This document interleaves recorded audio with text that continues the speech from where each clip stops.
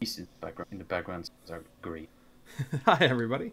Welcome to our second most episode of Storm King's Thunder Dungeons and Dragons. Uh, we are excited to be here. Sunday morning for some of us, Sunday afternoon for others. Um, let's take a moment here to go around the table and talk about who we are playing with today. I'm Lauren. I'm your dungeon master. I'm going to be everyone who isn't these four lovely people that we have with us today. Um, First up, she may be a shadow today, but nonetheless, she is here. Uh, Tiara, who are you playing today? I'm just playing Mordecai the Ranger. Excellent. Uh, all the way from France, we have, or all the way from America, if you're in France watching this, we have Leo. Leo, who are you?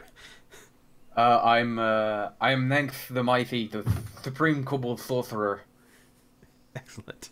who lives in a bag apparently. Next up, we have Jake. Yeah, I'm Jake. I'm playing Coco Tricknips, the rogue. I love that name, Coco Tricknips. And last but not least, we have Jason. Guys, I'm playing Calum, the wood elf druid. Excellent. So, last time that we played, your group headed to a lovely, lovely city called Nightstone. Arriving, you heard a bell ringing incessantly, and entering the village, the drawbridge was down that led around the moat into the village. Heading in, you found that there were some creatures who had overrun the town, some goblins and wargs and such creatures. And something had also bombarded the town with giant stones from the air. And in the center of the town square, it looked like something had been ripped from the ground. Heading into the temple, you were able to stop the two goblins who were swinging on the rope gleefully. You were able to talk one of them into kind of surrendering themselves. You got some information from him before sending him to go deal with a couple of other goblins who were terrorizing some chickens. That kind of all went sideways a little bit, and needless to say, all of the goblins ended up dead. I think is the upshot of that. And that is pretty much where we left off. You have a little bit of information about what's going on. You heard about a goblin cave where the goblins live.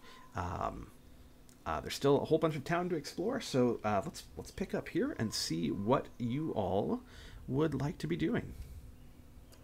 Well, we've got two buildings. It looks like to our south of the goblins we just killed, and we've got another building to the west of that. Which one do you guys want to check out?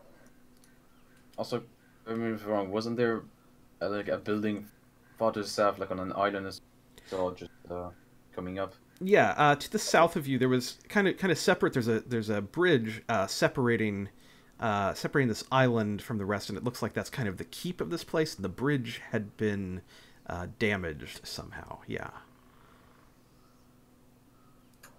Yeah, well, Oh, and there were caves. The goblins mentioned cave. yeah, pretty far away though, I think.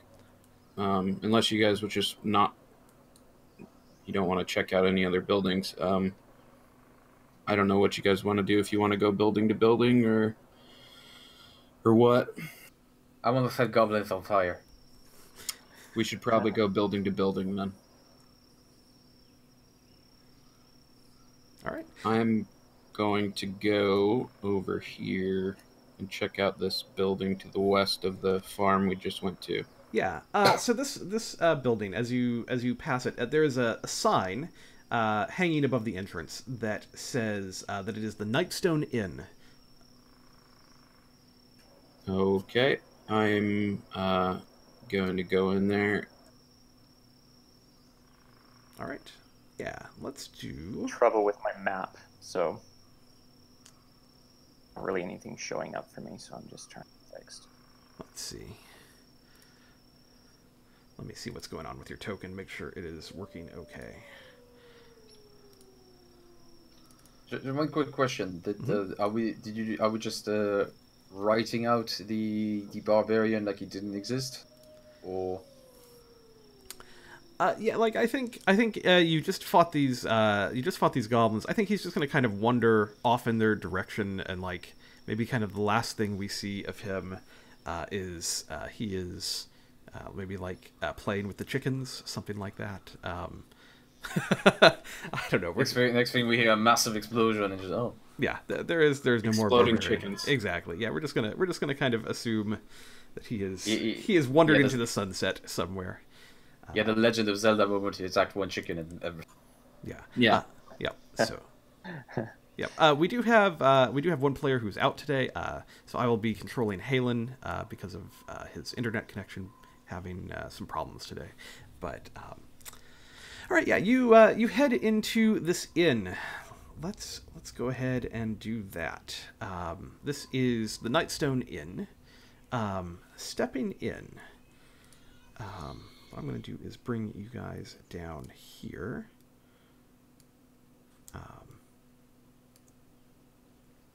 Stepping into the inn. Caleb, are you able to see anything yet? Yeah, I think I was just another area of the map, but All right, gotcha. I'm good. Okay, fantastic. So stepping in, you are going to walk into the dining area of this inn. Now, stepping in here, it is very much, there is definitely a boulder that kind of has collapsed one corner of this room. There's a giant hole in the ceiling and just wreckage, tables and things smashed under this boulder that has done pretty massive damage on the end of this this dining room. I poked the boulder.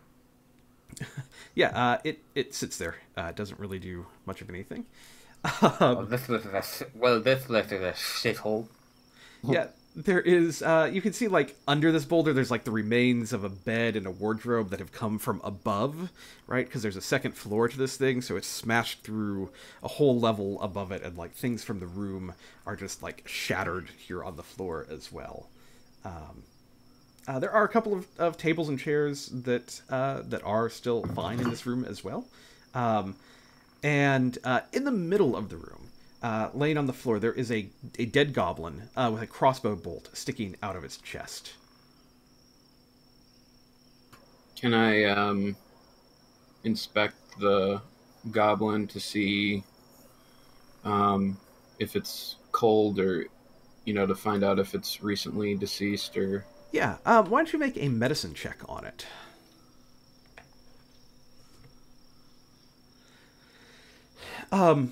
Yeah, you're still kind of, I think maybe you've been killing goblins and things here. Like you're just kind of moving a little quickly, and you just don't really you don't take quite enough time to really see how much you can tell from it. Like it's just, yep, that's a dead goblin, definitely dead. Like that's kind of what you gather. Do I need to do a perception check, or is everything you told me? Or can I just do one to see if there's anything else I notice? Yeah, you can do a perception check if you would like to.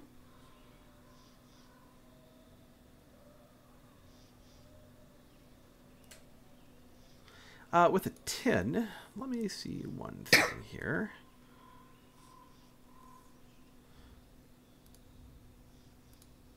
I need to check one thing.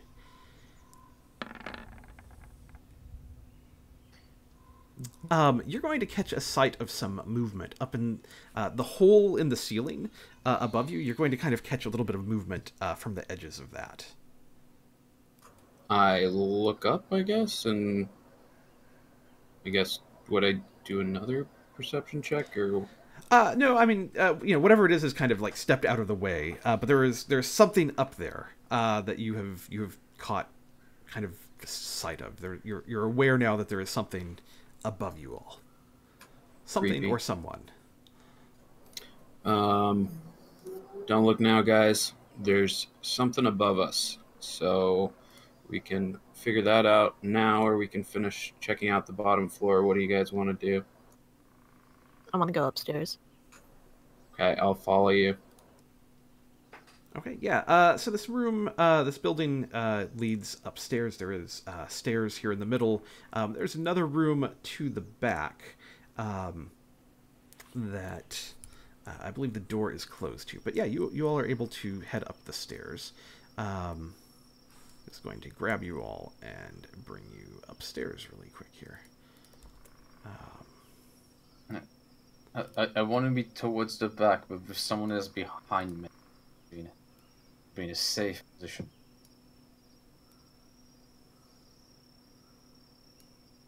All right.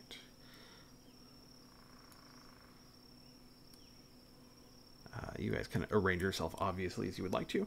But yeah, you file up the stairs, and you arrive on the second floor of this building. Right now, you see a closed-off sort of hallway. All of the doors. There's 4 doors. One just at the very top of the stairs that you're standing next to. One to the south, just south of Halen, which would lead probably into the area where the hole in the ceiling was. And then there's 2 more doors on the other end of this upper area. Can I walk to a door and listen to see if I can hear anything on the other side? Yeah, absolutely.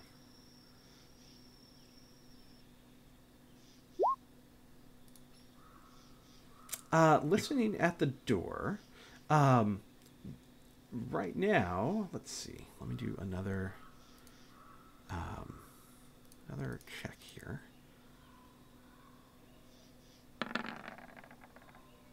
Right now, you are not hearing anything on the other side of this door. Okay.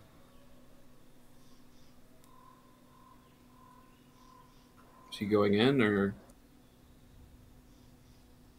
Yeah, I guess I'll go in. Is it locked? The door here, on the landing, if you're going to try the door, it will open, if you try to open it. Yeah. Okay, I'll open it and walk through. Okay. I'll go right behind her. All right. Yeah. So opening the door, you step into a room, and standing right next to the window is a woman with her kind of backed up against the wall, and she has her crossbow out and is trained on the door at this point. And she is going to, just as you step into the room, she is just going to say, "Not another step. The first person in, I shoot." Okay, I'm gonna slowly close the door. Just pretend we never saw her. There's a maniac in there. Don't go. Do we want to talk to her? Not really. And she's. I walk to the door, open it, and take a step in. Yikes. And you kind of poke your head around the door. Is that? Oh, I just straight up walk in. You just walk in. Hello. Yeah, she's got this crossbow trained right at you. And you're a kobold. She's going to take just a second. You are not a goblin, so that's a good sign. Let's see. She's going to take just 1 second to perceive. Let's see what happens here.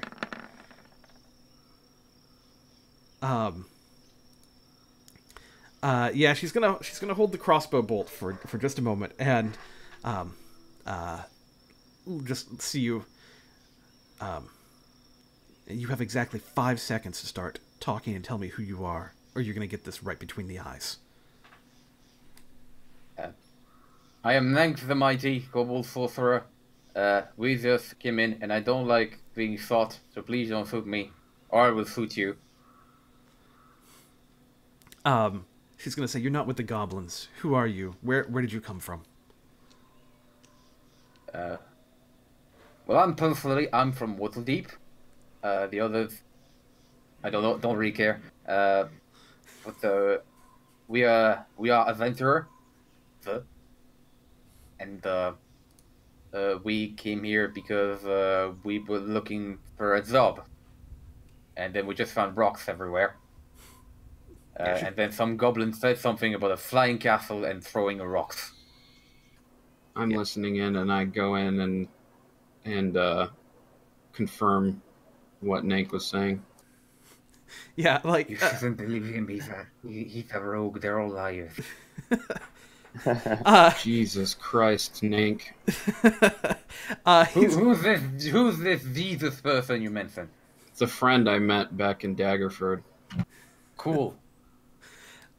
she was I think probably like just getting ready to kind of like lower the crossbow a little bit, and like the second person walks in and just like whoop, right back up, like, okay, Easy. I'm not. We just want to know what's going on. There's holes in every building. There's rocks everywhere. What are you doing up here? I saw you looking through the ceiling. Yeah. She's gonna say, yeah, I've been here since the attack started. I holed up in this room. Good job. I will insight check her. Okay, yeah. Tell me everything. Yeah, okay, 25. She definitely has been here during this attack, right? Like that's what you're very much getting. And you can see, like, even just around the room, the part that isn't, destroyed, there's belongings and things that are out still, on like a dresser and stuff. Like someone was definitely living in this room. So this is probably the room she was in. Based on that and the goblin corpse below, she's probably been kind of holding out here. She had this door closed, and she's just been able to keep silent. The other thing you're going to notice with that kind of insight check, so she is wearing kind of these robes that kind of make her look monk-like. With that 25, so she looks kind of maybe like some kind of holy traveler or something of that nature.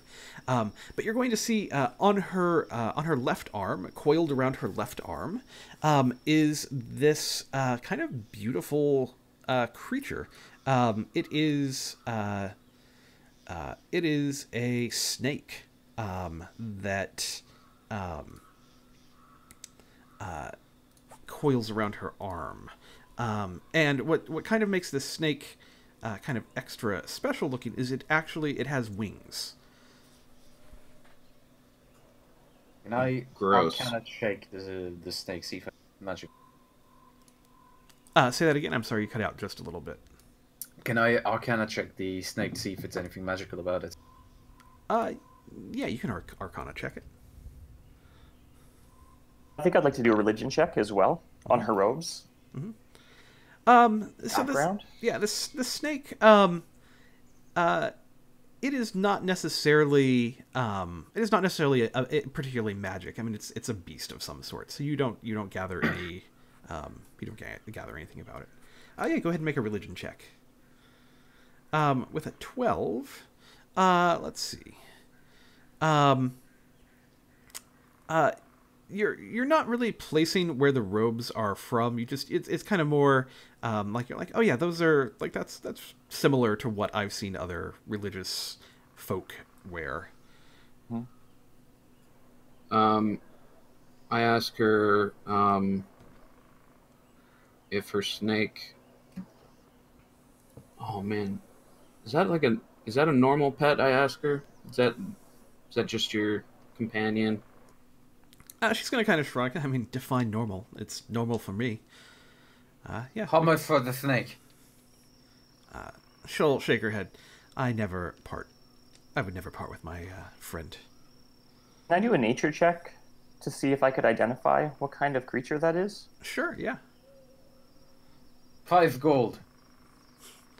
She'll laugh. No. It's really not up for sale. With a 22, and you are whispering these to me, Jason. I don't know if that's something you're intending to do or not. That's Fine, 10. With a 22, you would know that this kind of snake is not native to the mainland here. This is something that would come from much further afield. It's very exotic. This type of pet. I have a pet too. I'll swap. For like my pet mouse. This is Tiger. You pull out the mouse, and the snake is definitely going to eye it. And it's kind of looking at it like, oh, hey, food. And I pull the mouse away from me. Yeah, the snake is just like, the head is kind of like swiveling wherever that mouse goes. And this woman is going to kind of stroke it with her other hand.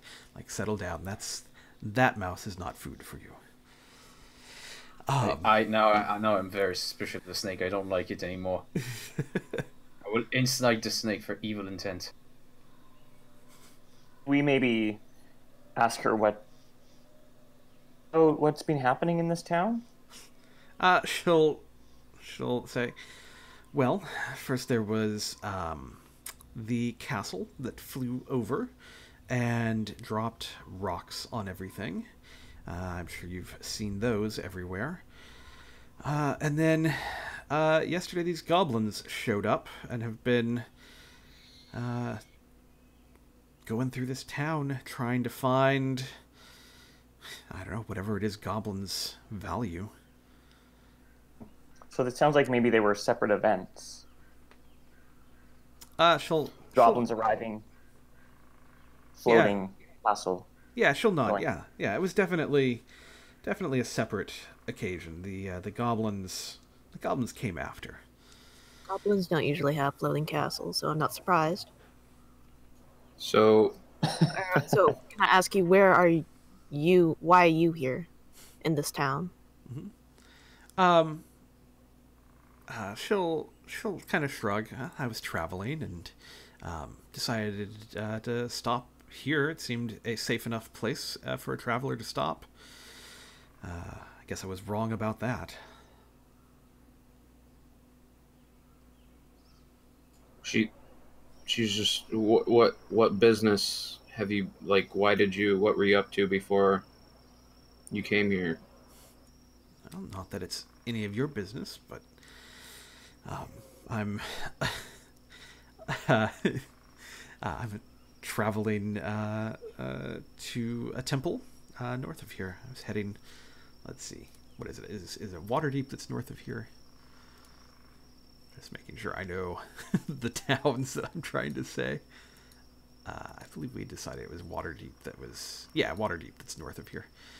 I was heading to Waterdeep, and this seemed like a good place to stop for a few days for a wandering holy person. Sometimes these smaller towns can be in need of services. I'm gonna insight check her. Mm-hmm. I mean, that seems reasonable to you. There's no reason someone wouldn't stop here. Mordecai, you're kind of sensing that maybe there's more to her story than this. Like this definitely feels like maybe that's not everything. That maybe there's a little bit more going on here than meets the eye.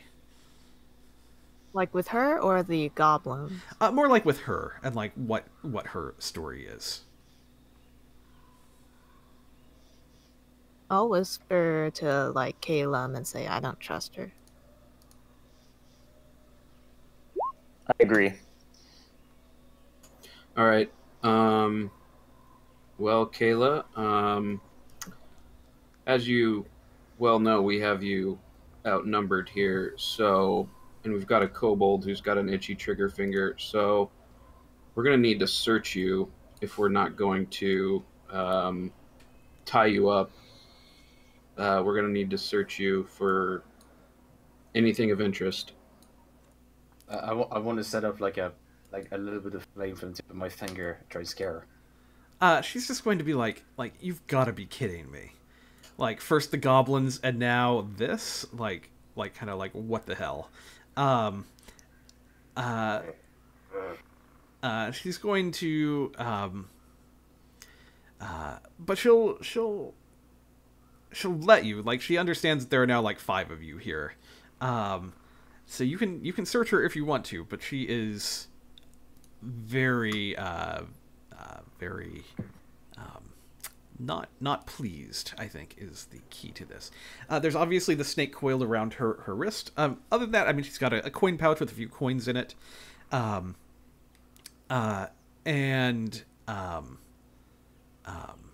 there's, she's carrying her crossbow, obviously. She also has a short sword. And the only other thing that you will find is she has kind of a torn piece of paper that she has like in a pocket, and just scrawled on the strip of paper is the words "On our way." This is interesting. What does this mean? If you don't mind my asking. She'll shrug. It's not really gonna change anything. It means they are on their way. How'd you get this? Who sent this to you? Who delivered it to you?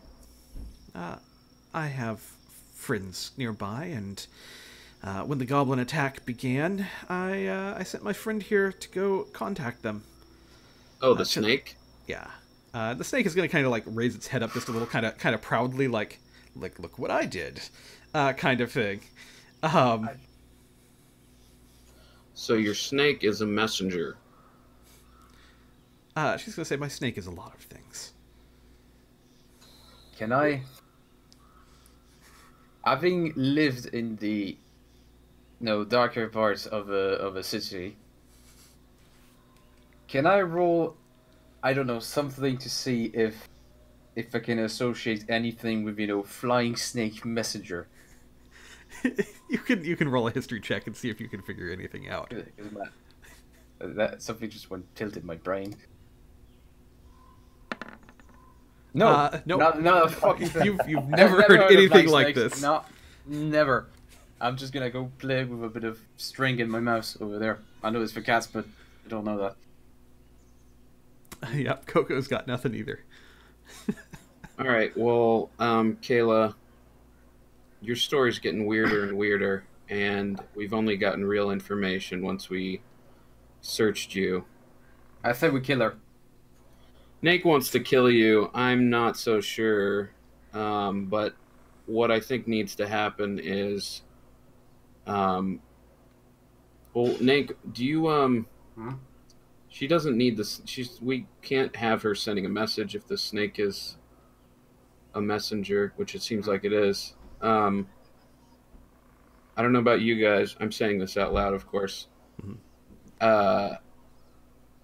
I don't think she should have weapons. I don't think she should have. She mentioned her friends, sending messages to her friends, which they could be good or bad.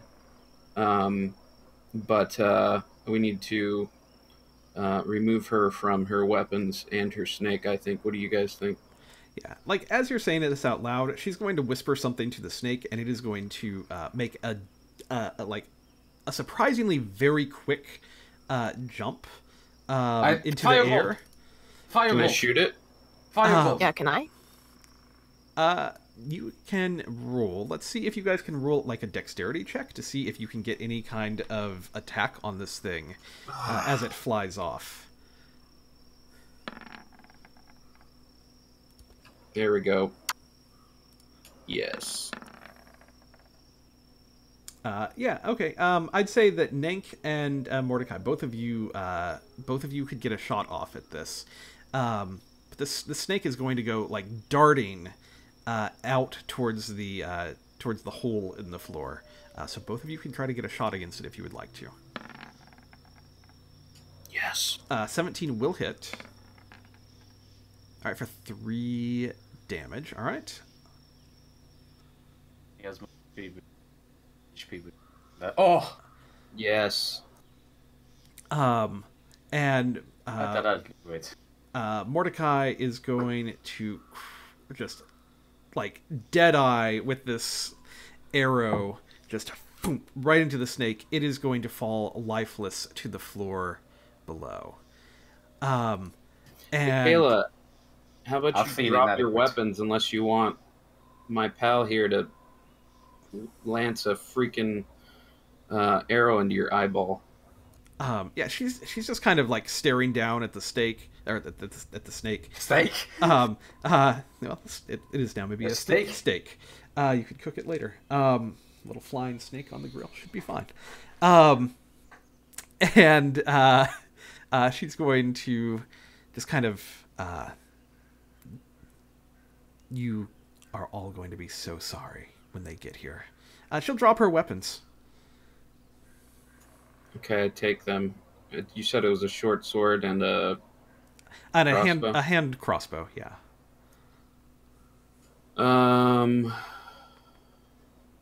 Okay. We probably want to tie her up, right? Yeah. Is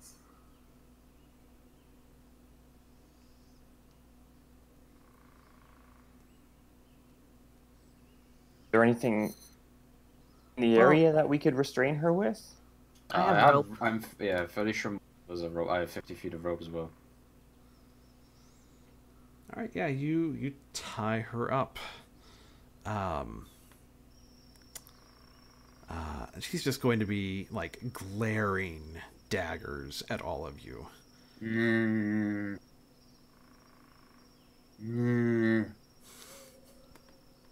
Just question her. Question her further? Well, yeah, we need to figure out who she contacted because she said we're gonna regret it. So I want to have a good idea of what we're fighting next. Okay. Take out my dagger, jump on her, gonna put it on her throat and say, "Who are you working for?" Jesus, Nink, you're out of control. I've never seen you this crazy. Just leave her alive for a second before we I'm not can... killing her, I'm interrogating. Just leave her alive for a second so we can interrogate her. All right, Kayla, this guy's... He's a kobold. He's out of control. He doesn't even control himself, it seems like, at times.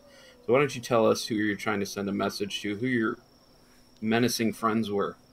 Could I do like an intimidation check? Yeah, I was gonna say do an intimidation check. That would be fine. 13. She's going to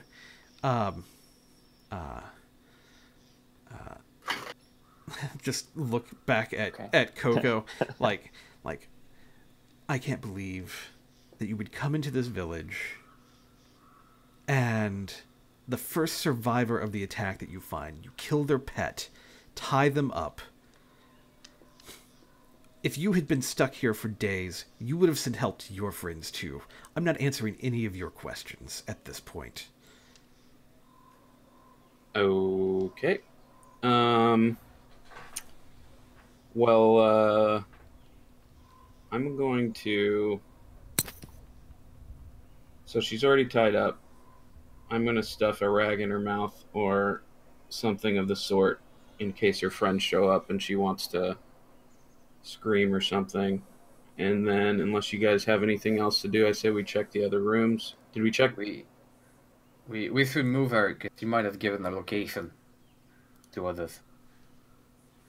Do we think that she's bad or that she has Ill We are intent. very towards us? We are very suspicious people. Well, she lied. She was very dodgy about everything until we, started. Until we checked her. Her note was suspicious. She whispered to her snake, and it took off. Who knows what she whispered to it? I think she's definitely not telling us everything. So just in case we put her in a bale of hay in a bonds. Yeah, I think Nank's right on this. And she's. We can apologize later. Buy her a drink if we're wrong. Gonna happen. Buy her a new intelligent exotic snake. Sure. Yeah. I mean, 2 drinks then. So, I grab her snake and just put it in my bag. awesome. Awesome. Yeah, you now have a snake body in your bag. So who's gonna carry her to the? Can we just lead her? I'm Just put not her on the very leash. strong. Oh. I want to kind of the entire time we're walking. I kind of want to just keep going at her. We should probably. I don't know who's. I'm just a gnome, so whoever is the strongest amongst us should probably hold on to her while we check other rooms. That would be Halen. Guessing. I think so. I mean, I assume the fighter is the strongest among us. It's definitely not me. Definitely not me. Yeah, it's probably him. Let's see. So you kind of want him to lead the way to look at the other. We'll just hold on to the. Just hold on to her. Hold on to her. Okay, gotcha. So she doesn't, bail. Yep. And then I guess just start checking the other rooms. I want to keep my eyes. Is there a room across the way here? Yes, there is. Yeah, kind of at your back. Yep. Perception check. Yeah, opening the door to it, or percepting. You don't. Well, let's see. Roll a perception real quick. With a 15, it sounds quiet in this room. I'm gonna check the room that we found this woman in, because I assume she must. Seems like she had kind of holed herself up there. Yeah. She's got some equipment or some provisions. Yeah. Looking around, like there's just some clothes and things in a chest of drawers here. Like she had definitely been, staying here. The only other thing you really find as you look through this room, she had her pouch of coins with her. It has 8 gold pieces and 5 silver pieces in it. That was the other thing that you would have found. So you can loot that from her, or you could leave it with her. Well, I don't know. I would probably just leave it with her. Okay. I'm greedy, but you can do that. I think with my alignment, I would probably not. At this point. All right. So I left that room, and I'm gonna go to this other room, and I realized I probably should have listened to see if there's anything in there before I go in the next room. Would that be a perception check outside the door of where I'm at? Yeah. Yep. Yeah. Everything just sounds quiet up here. You're not hearing anything from this room. Okay, I go in. All right. So opening this door, you see that most of the furnishings in this room were destroyed when a rock basically flattened the northwest corner of the inn here. On the eastern wall that hasn't been destroyed, that separates this from the room next door, there is a tapestry that depicts kind of a mountain landscape. And just under the window that is also still intact here on the western wall, there is a small wooden chest. Okay, I'm gonna try to. I think I have. Do I have thieves' tools or something? And you said is it locked? Well, you've not tried opening it yet. All right. Well, I try. It is locked. Okay. I'm gonna try to open it. How do I do I just click thieves' tools? Correct. Yeah, if you got them set up, it should be. Well, actually, you can use your sleight of hand check, and your thieves' tools will give you proficiency with it, I believe. So perfect. Yeah. Okay. Which I think it gives you an extra bonus to it, but a 23 is plenty to open this chest up.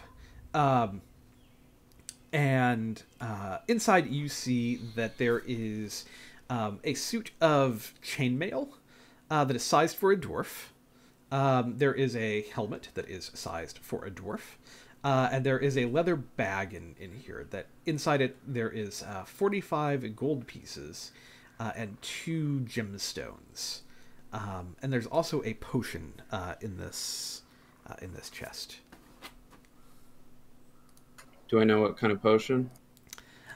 You would need to probably take a little taste of it, or try to roll some kind of check on it to see what you would know about it.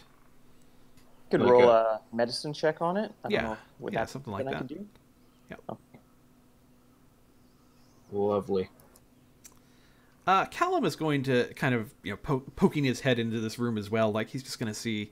I think this potion. You're kind of opening this thing up, and he's going to know that this is a potion of heroism, which you now have one of these. It if you drink it, you gain extra hit points, temporary hit points for a little while.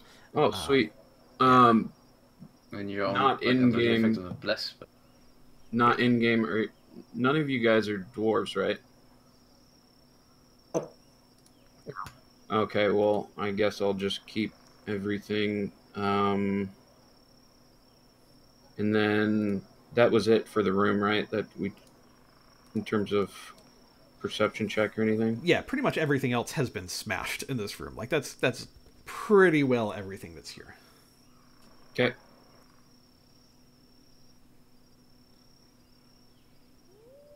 There's still one more room that we haven't checked. Yeah, I think across from me. I would recommend listening before going in. Although he did say it was quiet.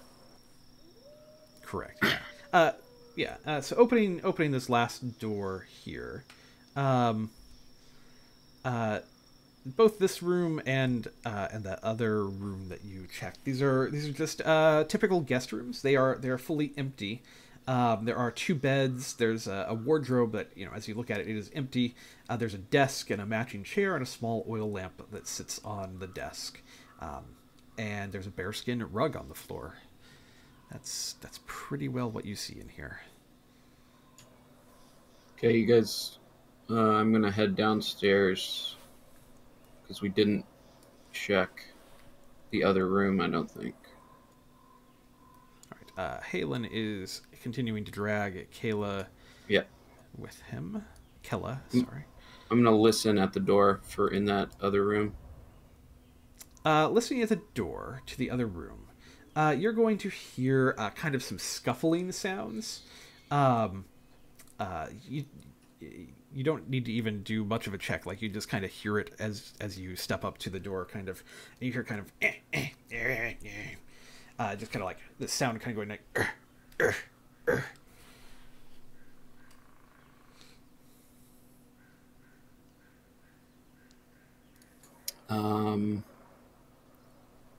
I tell the others, hey guys, we've got another goblin in this room.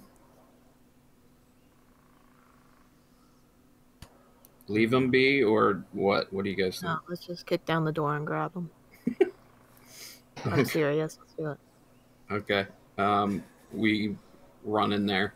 Okay, yeah. Kicking down the door, which it just bursts open. You're going to see this is the kitchen and pantry of the inn, and in the middle of kind of the back of this room, near the fireplace, there is a goblin. She has a large sack that she is dragging behind her, and most of this room has been destroyed by yet another of these falling rocks. This is under the corner of the inn that outside or from upstairs that you found the chest in, and all over the floor there's broken dishware and scattered utensils, and this goblin is hauling this bag, and seeing you burst in. She's just gonna grab onto it and start lugging it and trying to pull it towards this door in the back. I need all of you to roll initiative.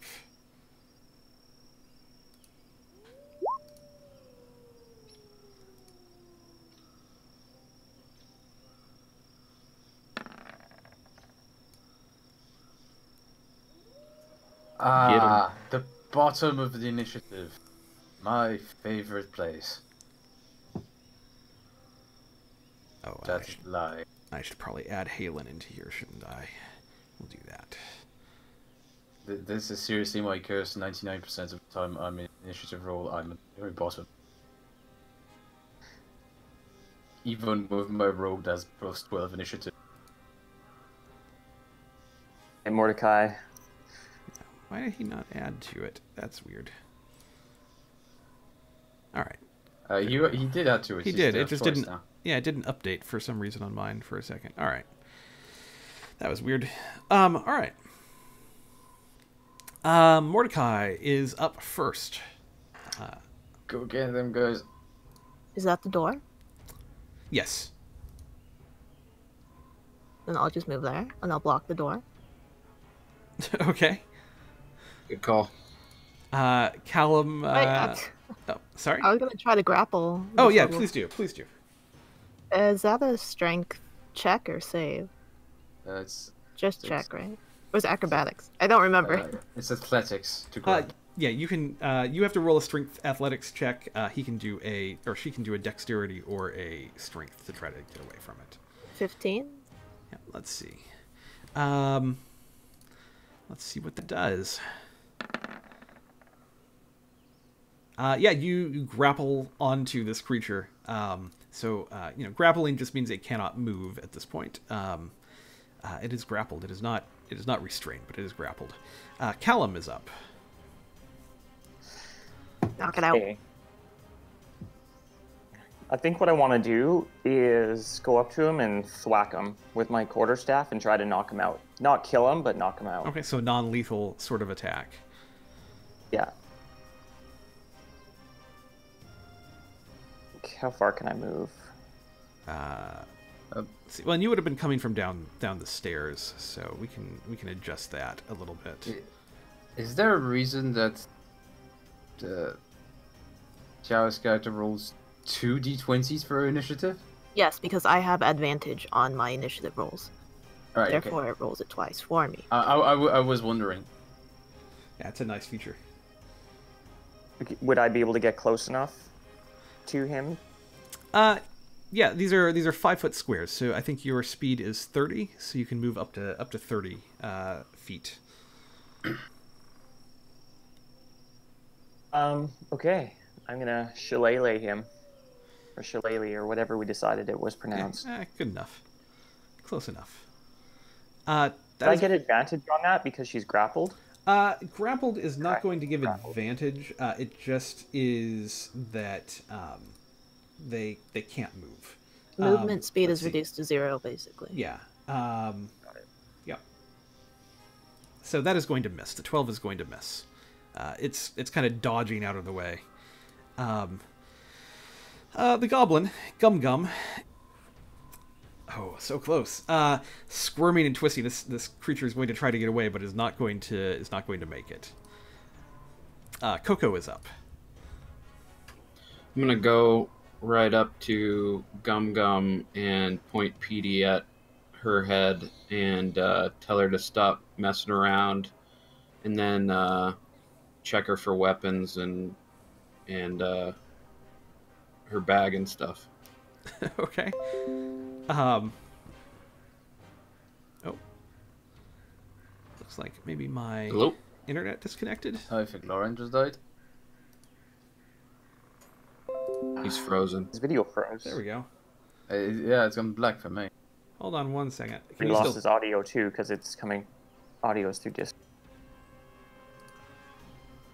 There we go. Can you guys hear me now? Yeah. Yeah, Did you? Can't see you though. Yeah, I think Yeah, my internet cut out for like half a second briefly there. Okay, so like I go up to him, point PD at him, and check him for weapons and check his bag for weapons and stuff. Yeah. And take the weapons. So you were trying to restrain the creature basically and check it. Okay, yeah. You know what? I think with 3 of you surrounding this thing, we can drop out of combat. I think that is fine. I think Okay. she would resist, but between the 3 of you who are here, Mordecai is holding on to her, and you grab her. she is restrained. Okay, and What's all the noise? What? Why is there a goblin? oh, welcome, Nick. Um, Can I back over there? check her bag and knock her weapons out of her hands? Yeah. Yeah. So you disarm her and restrain her, and she's kind of fighting that off a little bit. Looking into this bag that she's carrying, you're going to see that the bag contains several muffins, a block of cheese, an actual cooked chicken. There's a frying pan that looks used. Maybe the chicken was in this frying pan at one point. There's an iron pot. There's a bullseye lantern, 2 flasks of oil, a set of cook's utensils, a jar of cloves, a jar of saffron, a dented silver jug, and a cracked hourglass. Like this bag was almost as big as this goblin was. Oh, wow. I'll take the oil, because I don't know if I'll need that for my gun or anything. And then I'll take the jug. I'll take a muffin. What were the The herbs? muffins I are might delightful. take those. What was the other one? Cheese Can I get wheel. the? Can I get the chicken? Yeah, there's a lantern and a broken something. I forget what Lauren said. There's a lantern. There is a cracked hourglass.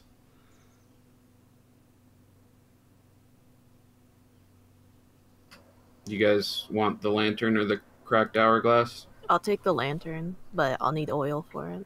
Oh, right. You can have the oil too. I'll take the hourglass. Okay. Yeah, but could be useful as a spell component. It's broken though, right? Don't know if that matters. I'll take the cloves and the saffron. Okay. Now that we've robbed this poor goblin, do you think we should interrogate her Can I eat the chicken? Sure. while interrogating her? Okay. Yeah. Like, I think you're eating this chicken, and the goblin was just like, I was gonna eat that! Shut up! Oh, What's your name?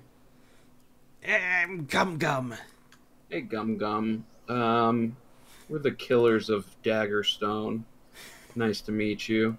So here's the deal. First of all, stop, struggling, because I've got one in the chamber and Petey here, my pistol. So, unless you want to stop breathing, just stop struggling. And also, what are you doing here? What's going on? Tell me everything. I think Gum Gum is going to kind of reiterate some of the things that you already know. They're here in this village, kind of looting the place. It was empty, so they're here grabbing stuff, basically. Like that's going to be her story right up, at least kind of her upfront story. Yeah. Can I insight check her? Absolutely. I mean, like, you're definitely getting the feeling that is pretty much the case. There is, I mean, like with everyone, there's always a little more to everybody's story, but that they definitely, the thought process for the goblins was, hey, the village is empty, let's go loot it. There's stuff there we can use. Okay. Well, speaking as Jake, I'm getting the feeling goblins aren't very intelligent, so I'm not gonna... There's not a lot of subterfuge going on. So I'm not gonna pursue it further unless you guys have any lines of questioning you want to take up. We should probably tie her up, kill her, or something like that. I say killer. Firebolt. Do you belong to a tribe or something? Yeah, Or do you know where any villagers may be? Those are both very good questions that you have asked. She's going to, she does belong to a tribe. Yes, I belong to a tribe. I can do it in a character voice. We can do that. I can throw that. We live in a cave not too far from here, and our leader, Hark, it is his tribe. That's what I thought. Hark. Where is everyone from the city? Like the humans and dwarves and whatever the hell. Yeah. The dwarves and or the villagers, she'll also say, the villagers are at the cave. Oh. Did you take him there? No, they came to us. Oh. Where are your other compadres who came to this town to loot it? Do you know where they are in the town? That's the guy we all killed, isn't it? Yeah. She doesn't know where in the town specifically they are. They're spread around. Everybody kind of got here and split up. You said that your leader is Hark? What is Hark? He's a goblin. He's the best goblin. We all want to be like Hark. Yeah, sure.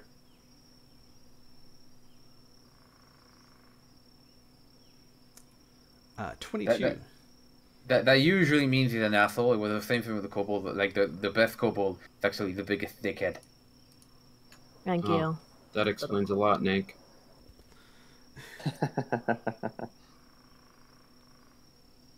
No offense, Nick.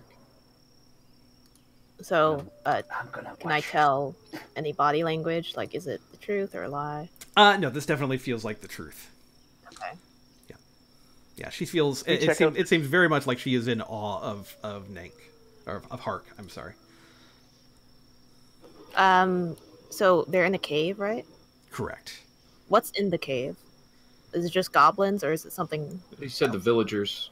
Yeah, goblins, villagers, anything. Yeah, there's goblins. There's villagers. Let's see. What would she say? Hobgoblins, Bugbear? bugbears, dragons. None of that. Just more goblins. There's Pox, there's Gleek, there's Lop, there's Nitch. We don't need the entire we don't need the entire list of names. Well, she gave us a number. Oh, that's true. Actually, we do need the entire list of names. Oh. Yeah. There's also there's Snigbat and Slitterbatter. Then quickly grabs like a quill and starts scribbling the names. Yeah. And of course Hark is there. And No traps. I think the previous goblin told us there was no traps. Right, yeah, no traps. It's just the might of the goblins. And then she's going to also say, oh, and of course there's Thog and Knob. They're there. Of course. Called Knob. And they're what are they? Goblins? No. You just said there were only goblins. You're lying to us. Pull out the dagger, put it in his throat. She didn't say there were only goblins. Oh, okay. Never mind. She's gonna say they're big. Big what? Come on. They are ogres. 2 ogres, fantastic. The villagers went here I'm guessing Willingly? not on purpose. coalition. They weren't. They were getting Bag away there? from the castle. They know you were in there. I mean, I don't know. You'd have to ask them. Fair Okay. enough. All right. I don't have any other Right. questions. If you guys want to kill Where's the cave exactly? She'll describe where the cave is. It's very similar to general directions that Vark gave you before. Goblins aren't great at like directions, so it's kind of a little vague. It's kind of more like that way. With you travel for a bit and then you look for this thing and. Right. Cool. Right now I'm gonna throw you a magic trick. Say ah. She's going to look what? very confused. Say ah. She I will feel like this say, is going to "Oh, end very poorly. And I will shoot a firebolt down her throat. Can I back up? sure." Totally. Go ahead and roll Firebolt. Let's see how much damage that does. Yeah, roll the damage for it. All right. You know what? That's going to. I'm going to say. Could it be like an auto crit because it's just down her throat? Yeah, I think this is an execution. This is not a. You just burn her from the inside, and she is dead. That's pretty That's pretty morbid. sadistic there, Nank. It was an experiment. I wanted to see if a normal, if a non-draconic body could hold onto fire in their belly. They cannot. Okay, so we won't be seeing that anymore. Probably not. I'll try ice next. Okay. I just walk out of the road. Okay. That's Can I- pretty. Again, feel free to teach him morals. He doesn't know such these things. Yeah, Coco's still trying to decide if he wants to waste his time explaining morals to Nank, so we'll get there. It's open to everyone. Not sure the rogue is generally the best moral compass. That's a good Nay, point. this is not how we usually settle conflict. So Halen continues dragging this Hey, woman with you. there's a wagon here. Why don't we just put her on there and then take the wagon? Isn't there just a bit? Wasn't there a barn? Like, There is, yeah. This is to your east here. You have a stable. can we just shove her in some hay? If we're gonna do that, we should just kill her. But I don't really want. No, I mean it's not. She's not gonna like. This way, if somebody comes, they're not gonna find her immediately. And if we decide we can kill her afterwards, we can just set fire to the hay. All right, It's Nank, you need to really calm down with the fire Yeah. burning people. I mean, it's not the burning of people, right? It's the burning. Sweet fire. Maybe if we find villagers, we can confirm her story. Oh yeah, the villagers probably want their barn, don't they?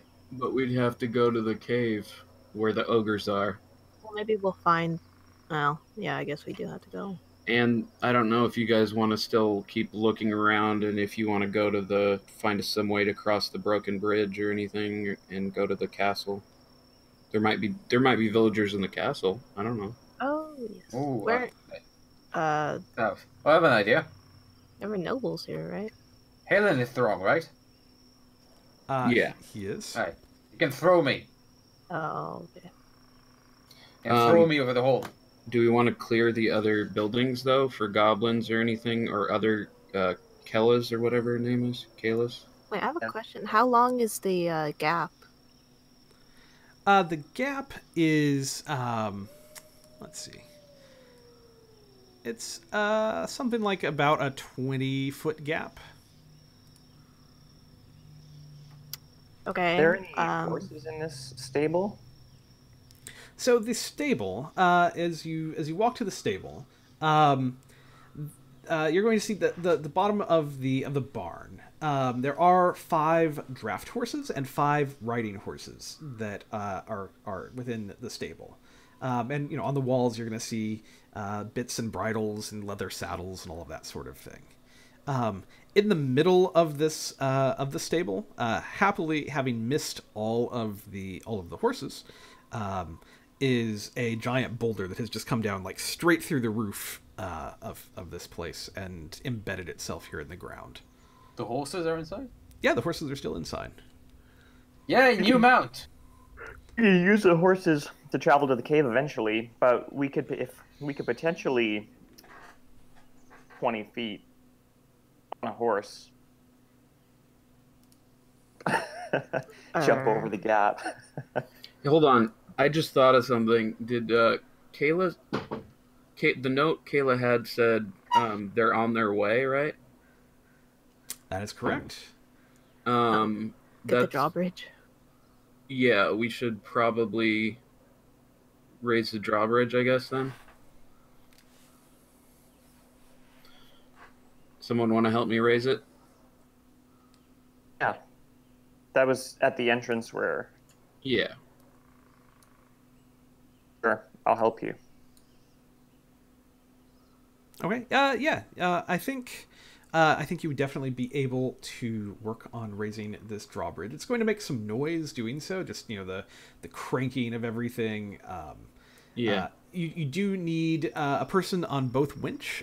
There's one in each of these towers, and it basically is going to take a couple of turns worth of cranking.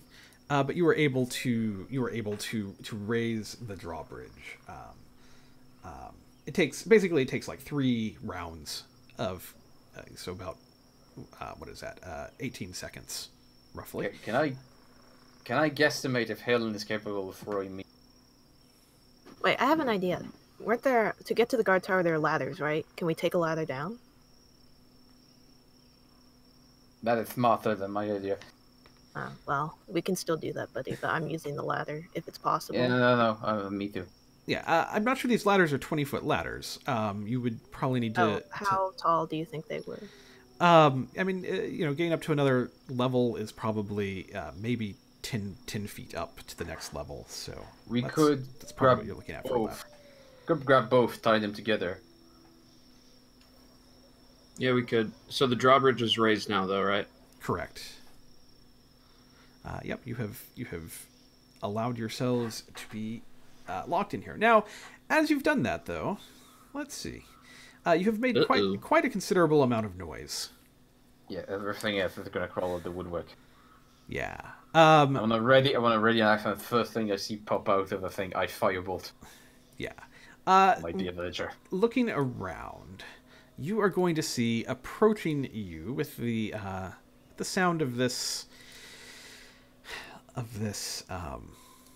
drawbridge being raised. Wait, where's where did we say where we put the what's her face? Kayla, we haven't decided. She's still with Halen, I think. Yeah, Halen would still have her, and he's just been following the party. So let's get everybody kind of positioned here. You guys are over by the you all are over by the drawbridge still. Oh yeah.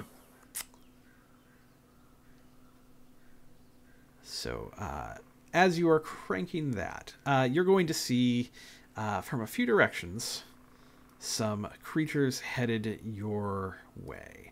I would like everybody to roll initiative, please. More gobos. Holy shit. I rolled good.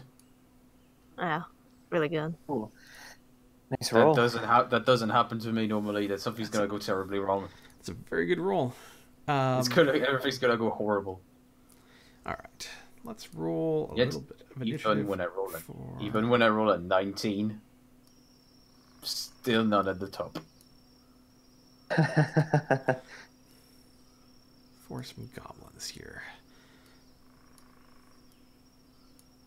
Easier than going from house to house. We just let them all come to us. We can take care of them all at once.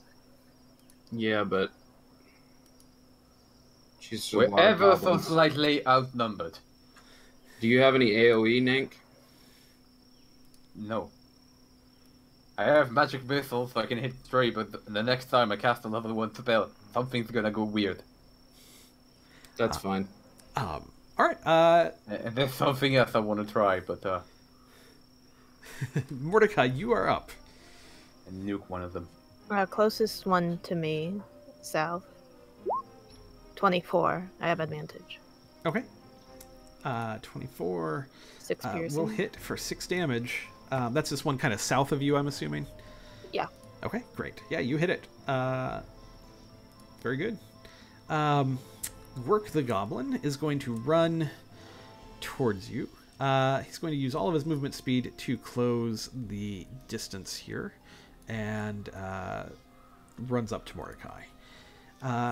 Let's see. Jilk, who's the one that you just hit. Let's see. He is going to... I think he's going to... Taking some damage, he's going to pull out his short bow and try to shoot Mordecai as well. That is a 13. Oops, not gonna hit. Excellent. All right. So the arrow goes wide. Nank the Mighty is up. Ah. Oh, just in range.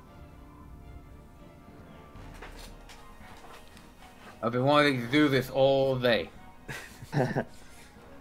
I'm gonna go, and it's gonna kind of look like some sort of weird magical Kamehameha, with just all sort of swirling colors. And I'm gonna throw a Chaos Bolt at this goblin. All right. Which one are you throwing at? The one here? The one all south? the way all the way over there. Gotcha. East. All right. Chaos bolt. Oh, that's rad. Yeah. So does 12 hit? 12 does not hit. Oh, for fuck's sake. But also, because it was a level 1 spell, got to open my book. Where's my book? 54. Yeah. Let's see. Actually, there is a button you can hit in the game here on your token that will roll. I don't have it. I checked. You don't have it. Nope. Let me make sure that we put it on you here. Now you should have it. I am immune to being intoxicated by alcohol for the next 5d6 days. Nice. Roll 5d6.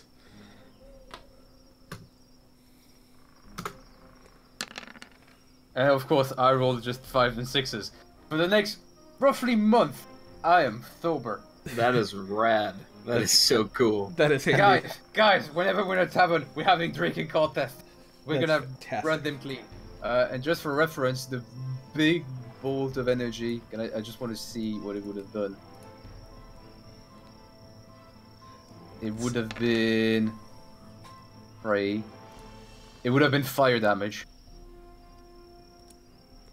Let's see, this guy is going to run up to Callum here. Longo is going to take out his short bow, and he is also going to shoot at Callum. That is an 8. I'm sure that misses. Coco. Alright, I'm going to shoot the one next to Callum with PD. Mm-hmm. Do I click... Again, do I click sneak attack first or PD? You click PD first. Sneak attack is if you hit, you get the potential to do that. An 18 will hit, so roll damage for that. Click on the yeah, perfect. 9 damage. That is going to kill Yek. You just shoot him dead, and he drops. Can I still move? Yeah, you still have your move action. If I go around behind this guard tower that I just came out of, will that give me some cover? Yes, definitely.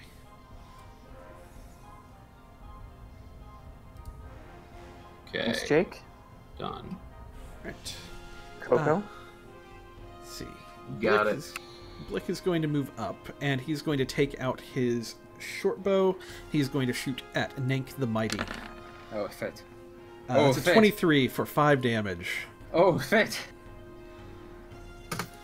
I'm on 2 HP. Callum is up. First level, that's good stuff.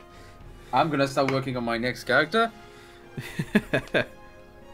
They just need to roll. They need to roll 8 damage, and I'm dead.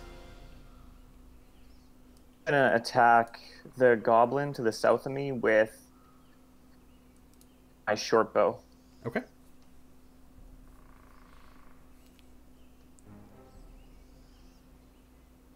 Oh, 6 is going to brutal. miss. Do you want to move at all? Move. Out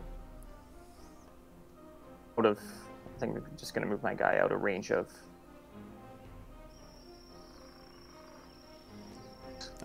All right. Halen is up. That is me in this particular instance. Let's see what Halen can do. Hey, He's a fighter. That's his big thing. He does have a crossbow. Yeah, I think he'll move up, kind of in front of. What is his speed? Is 30. He'll move up here, and he's gonna shoot at. He's gonna shoot at Blick with his crossbow.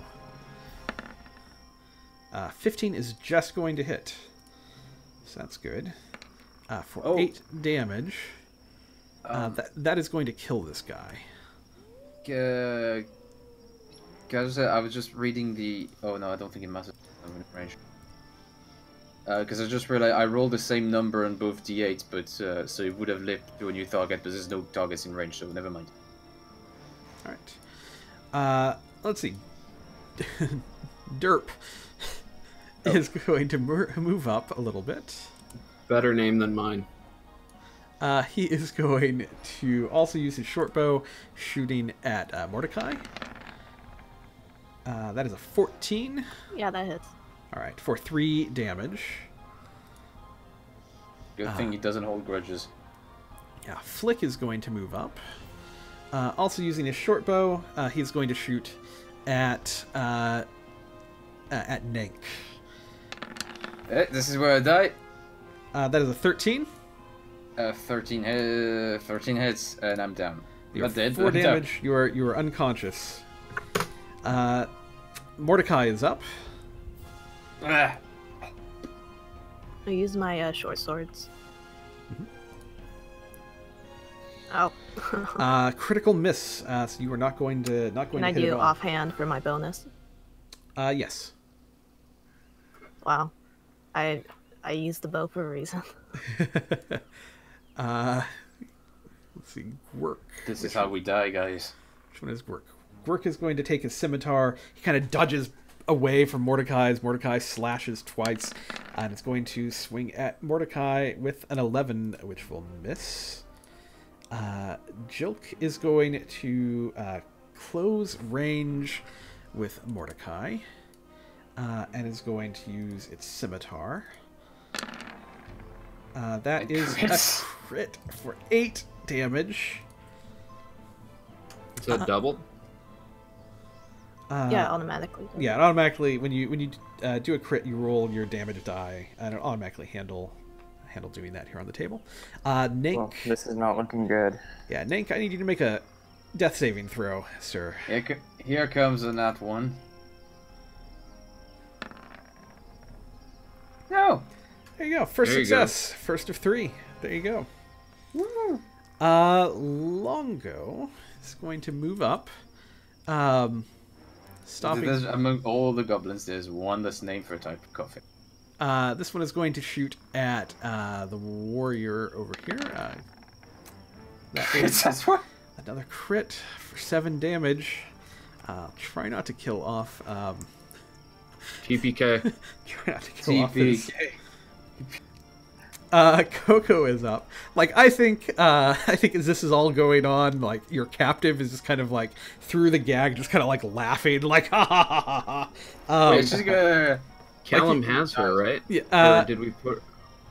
Like, Probably well, just she's dropped tied up. her. I think he just kind of dropped her by like one of the rocks here and by the gate. At this point, where can she go? Like this whole place is closed down and she's tied up. So, All right. so Halen has her. So I think I can shoot this one here. Do you want to try to attack the guy that's already damaged? Where's he? Mordecai. This one. It's out of... I can only... Not too far. Yeah, that one's too far. The only one that's in range is the southern one. Okay, cool. Nope. That's a disadvantage. It's within your long range, isn't it? It's within 90. Yeah, that's... Like, the first one is the one you can attack without problem, and after that is the maximum range and beyond. Right. Yeah. So between 30 and 90, you have disadvantage. What is the range on your thing? 30, 90 Yeah. on my pistol. Yeah. So yeah, within 30, it's normal. Up to 90, you can hit, but yeah, you do have disadvantage. Okay. Out to that. So that is going to miss. 13 misses a gun, Jesus. Yep. All right, so Calum is up. I am going to... Yeah, I'm gonna use... I have no healing left. I've used up my spells. The best I can do now is stabilize people with medicine. That's about it. Well, we should probably just kill people then. Yeah, so I'm gonna attack the goblin that's already been injured beside Mordecai with my short bow. Let's have a decent roll here. That is a crit. Oh, it's probably dead. Yep. Go ahead and roll your damage for that. You just click where it says short bow here in the chat. Okay. 4 damage.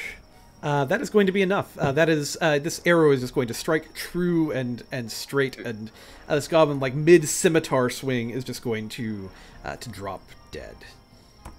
You don't. It didn't add your dex modifier. Oh, that's a good point that it did not. Should be like 2 more. We'll solve that. Let's see.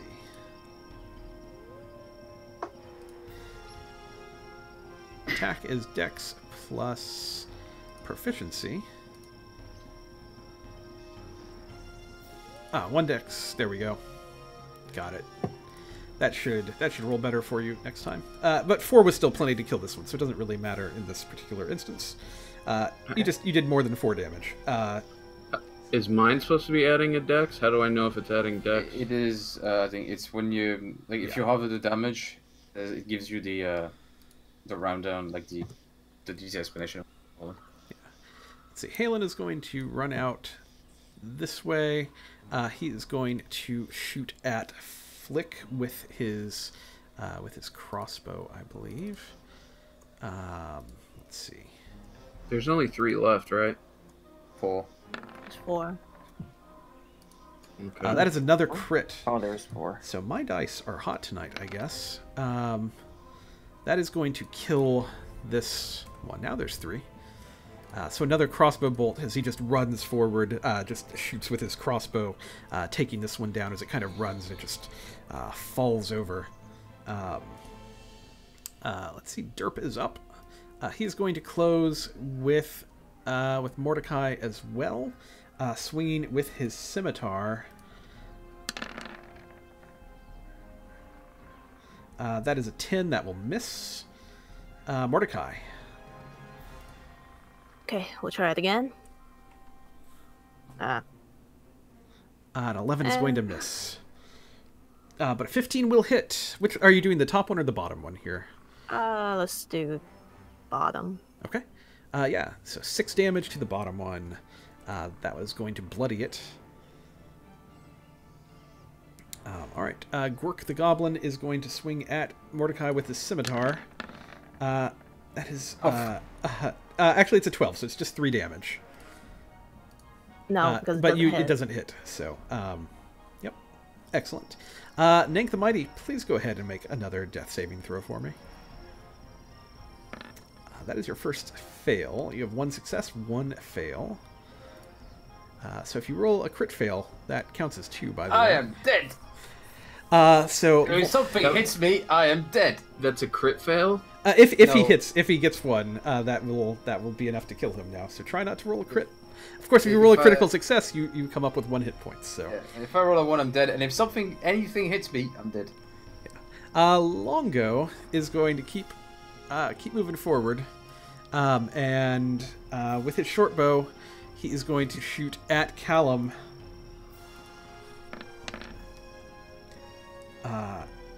Ouch.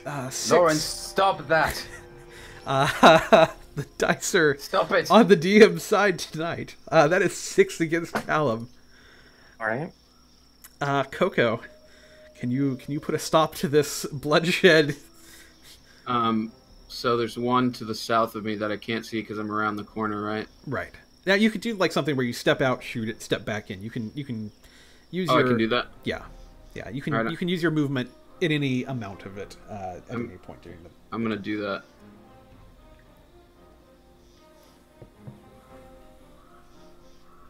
I'm gonna shoot this one south of me. I think he's within range. Yeah, he is. Last him. 16 is going to hit for 10 damage. You just step out from behind, level your pistol, and shoot, and just right between the eyes. Yeah. Longo goes down. That is another goblin down. There are 2 remaining. Does Roll20 track kills? It does not. So that is something. If you want to start making some notches somewhere. Callum is up. If you want, you can step back behind the building again if that is a thing you would like to do. No, I'm good. I'm gonna move forward a little bit. Okay. Okay, I'm going to, with my short bow, I'm going to attack the injured goblin beside Mordecai. Mm-hmm.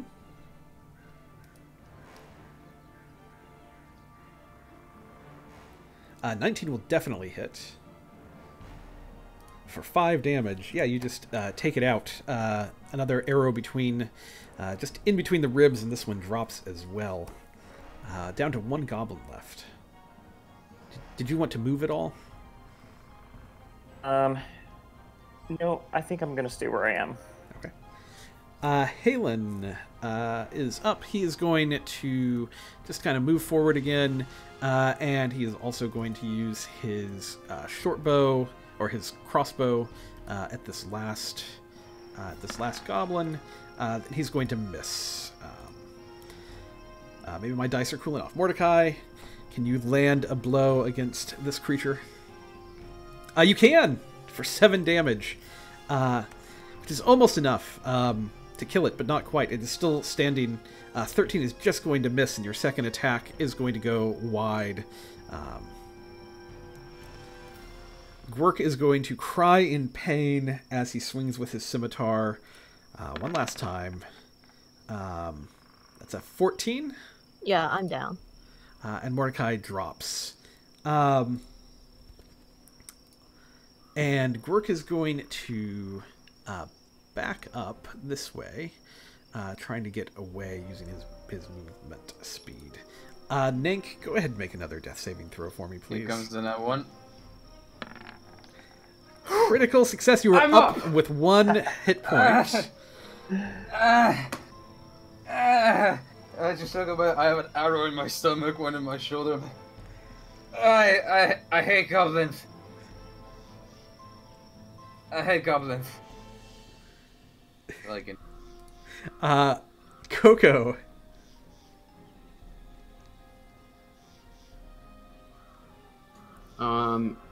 Each square is 5 feet, right? Correct. The smaller square is 5 feet. Correct, yeah. I can't really move very far. I'm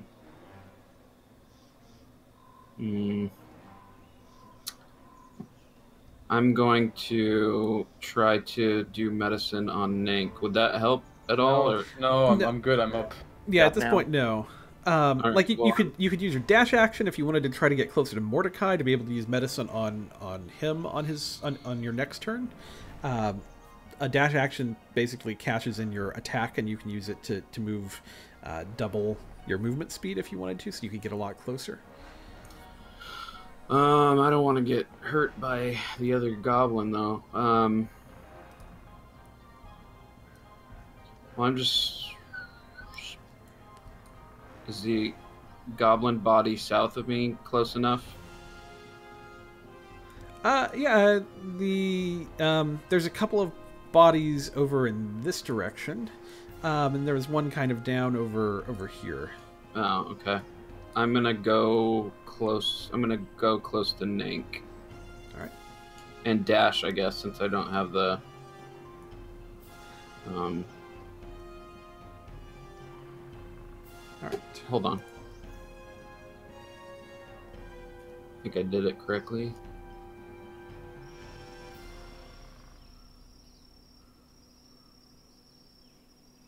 I mean, you can move and then still make an attack. You just up to the you would just have disadvantage on All right, the I'm attack. just gonna shoot him then. Disadvantage. So that's an 8. Your shot is going to go wide. All right. Callum is up. Okay, I'm gonna move a bit closer to Mordecai. But what I'm gonna do is I'm gonna attack that remaining goblin with my short bow. Okay. And what is your range with the short bow? Are you within your range of it? 80, I believe. Okay. That is going to miss. Halen is going to move up to Mordecai.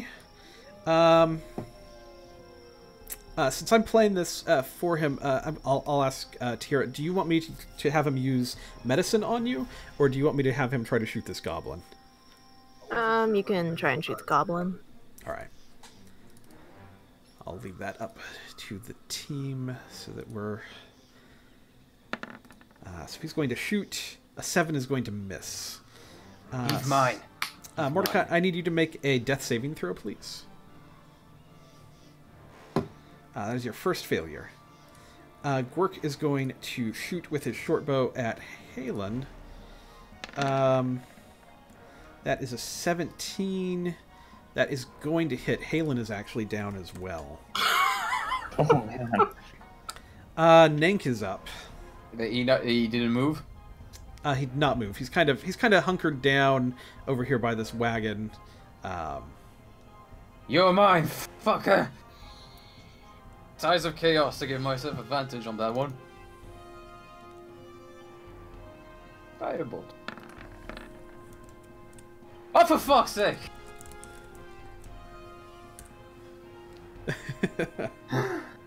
That is going to miss. And we'll be seeing some more wild magic here shortly, I think, soon. Coco, you are up. I'm out of level 1 spell, so I'm I can't- gonna sleep before anyway. I don't want to get too close to him, but I can't get close enough to not be at disadvantage, so I'm just going to shoot. Okay. And everyone in the party, feel free to tell me if there's a better idea. No, kill it. 6 is going to miss. Callum. Short bow again. We are the most incompetent adventurers ever. 20. Yeah, because you could move up to be in range. 21 will hit. Yes. I mean, he's within 80 feet, so... Yeah. He's within 80. Yep, you're fine. So 8 damage. That is going to kill this final goblin. So you are out of combat. Go around and use, I guess, medicine on the people who are down. Yeah, go ahead and roll that for me. Let's see if you can stabilize. I'm assuming you would go for Mordecai first. You stabilize Mordecai. Go ahead and try to stabilize Halen as well. Halen? Yeah, perfect. Yeah, you bring them both back. They're both stabilized. I search the goblin bodies to my southeast. All right. I look at Coco and I wonder why he's the only one with a scratch on him. Gotta hide, buddy. I'm gonna need to rest. I used to do that, but the meat shield ran away. You are out of combat, and this is probably a good place to take our first break. Why don't we do that real quick here, and then we can handle all of the looting of the goblin bodies when we get back, and figure out how you want to rest up or any of that kind of thing. At this point, I'm pretty sure, at least for me, I need a long rest because I'm out of everything. Out of HP, I'm out of spells. Everyone, thanks for watching. As always, if you want to hit that follow button, that is always incredibly helpful. Otherwise, we will be back in 5-ish minutes or so as everybody takes a quick break here. And we will see you for the second half of Storm King's Thunder. We'll be right back.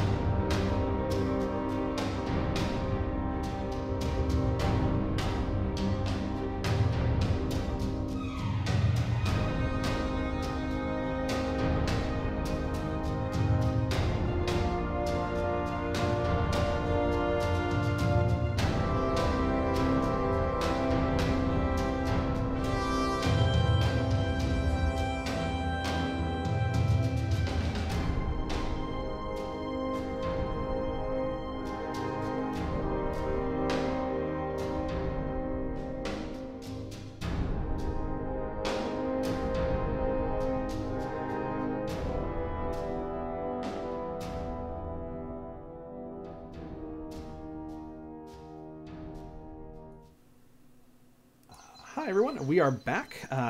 Very nice short break there for everyone. If you're just tuning in, our group just took out a whole bunch of goblins. It was very close. There were 3 of them down at one point or another. Well, 2, but 3 overall in the battle. But they've all stabilized. They are all looking a bit worse for the wear, except for Coco Tricknips, who just kind of managed to stay out of the fight. Just not out of the fight, just out of the line of fire a little bit. So you now have all of these goblin corpses around you, and as you kind of sort through them, you're going to find an assortment of coins.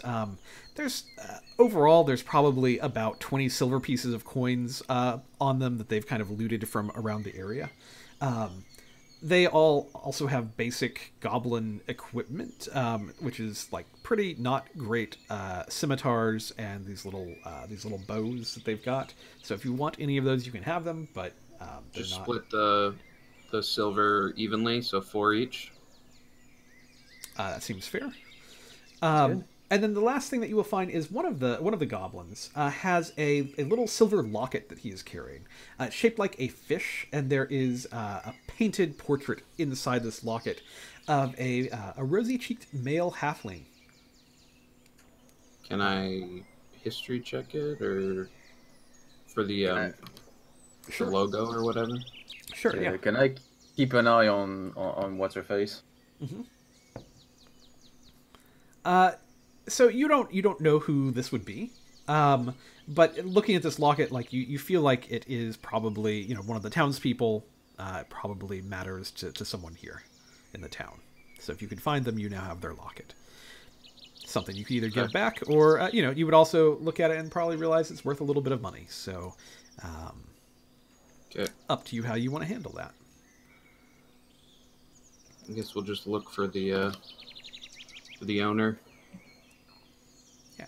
So, you all are in pretty poor health at this point. What would you like to do about that? Guys, may I make a suggestion? That does not involve fire. Yes. Could we go sleep somewhere and ping this up, I don't know, tomorrow or something? I still have 2 arrows in me. Okay. Okay, let's stay in one of the buildings. I'm gonna take what's her face's bed. Up in the there were 2 rooms in the inn that were still fine, that had not been affected. The church. I'm taking our bed out of principle. Yeah, the church would be a building you could secure if you wanted to as well. Those would both be options. There were kind of benches and stuff that you could sleep in there. I'm just gonna sleep on the bottom floor of the inn, I guess. As an elf, I don't have to sleep. I meditate, I think, in a semi-conscious state for 4 hours. So maybe in that process, I can be somewhat aware of things in case. Okay, yeah. So you all take a long rest here. I believe is what you are planning. Correct. Go ahead. Let's level you guys up to level 2. How does that work? Do we roll a hit dice or do we take the average? Yeah, you can take the average, or you can roll for it, whichever you prefer. If we roll and that happens, can we still take the average? No. What do I do?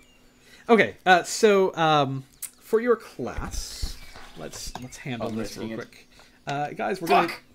This is always a little interesting to do here on... What did you roll for your hit dice? You also got 2. So not 1. So here's the thing. Rolling dice is almost always the wrong choice, but it's also really fun. So a lot of people like to do it.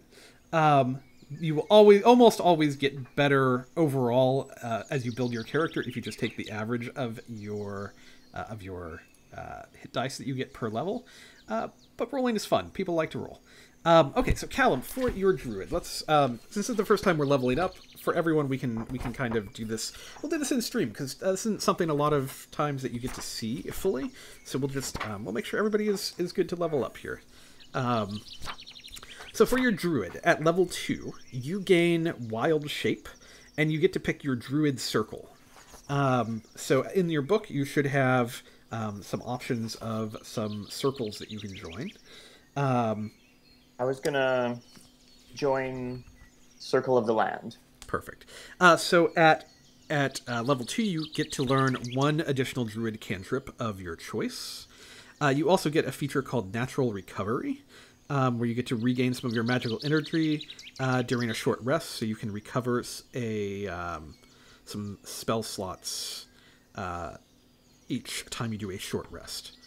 So you get that here at level 2. And those are fully detailed in your player's handbook. But yeah.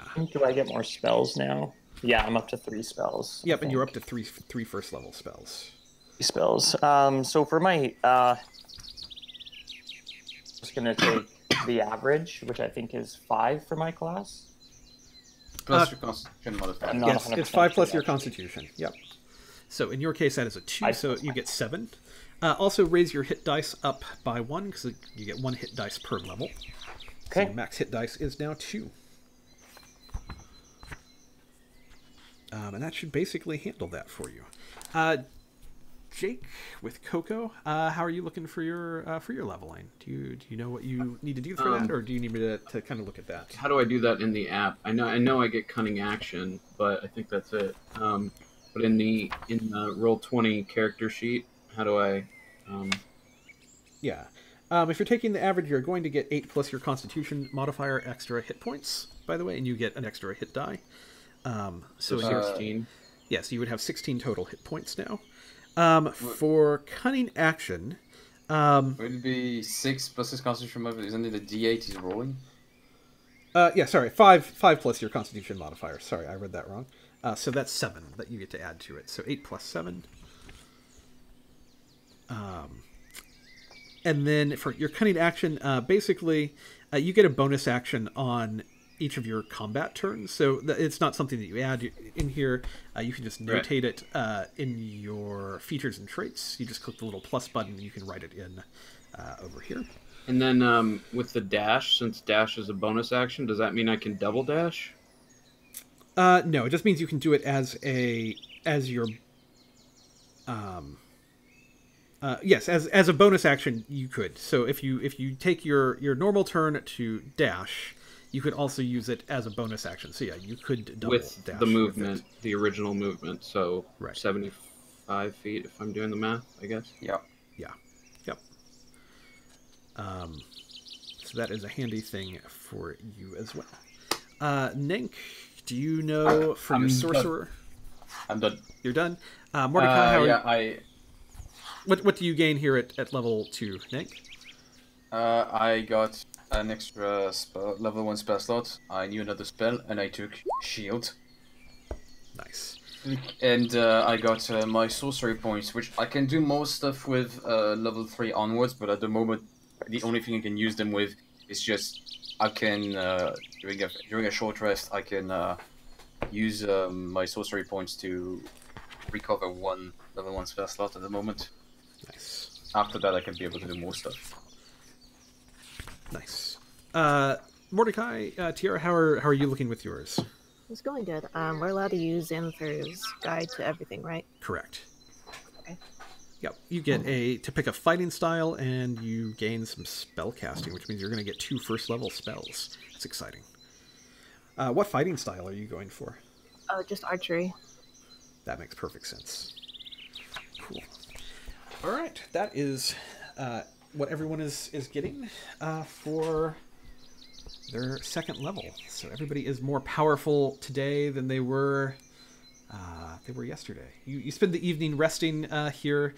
Things seem pretty quiet in the village. It seems as if you have maybe taken on the remaining forces and won.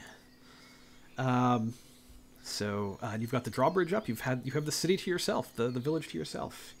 I guess loot the houses then, right? Well, is there any alcohol in the inn? Yeah, there would definitely be alcohol. Oh, I know. I can't get drunk. Like, you might not know that, though, so, like, I think you're just... Like, you would probably go in search of the alcohol and, like, nothing happens. Yeah, I've just drank 7 gallons of beer. I'm like, well, this isn't working. 23 more days of this. So I'm gonna just start searching buildings, I guess. Okay. Yeah, so continuing to search the various buildings through here, you take some time as during the rest and everything. So you're gonna search some of the different farm buildings and so forth. We're not gonna go into make you go into all of them. We're just gonna talk about what you find. There is several of them that have just been destroyed and looted and that sort of thing. There is let's see. Go ahead and roll a perception check, because I assume you're trying to look closely in each of these. Mm-hmm. All right. So I'm just seeing here what you find in this one. All right. There is in this cottage over here. You are going to find there is an unlocked wooden chest in this building. Inside, you find a healer's kit and a potion of healing. So you now have 1 potion of healing. And then there is also a holy symbol that is contained in this chest. It is made out of solid gold. And do a religion check for me.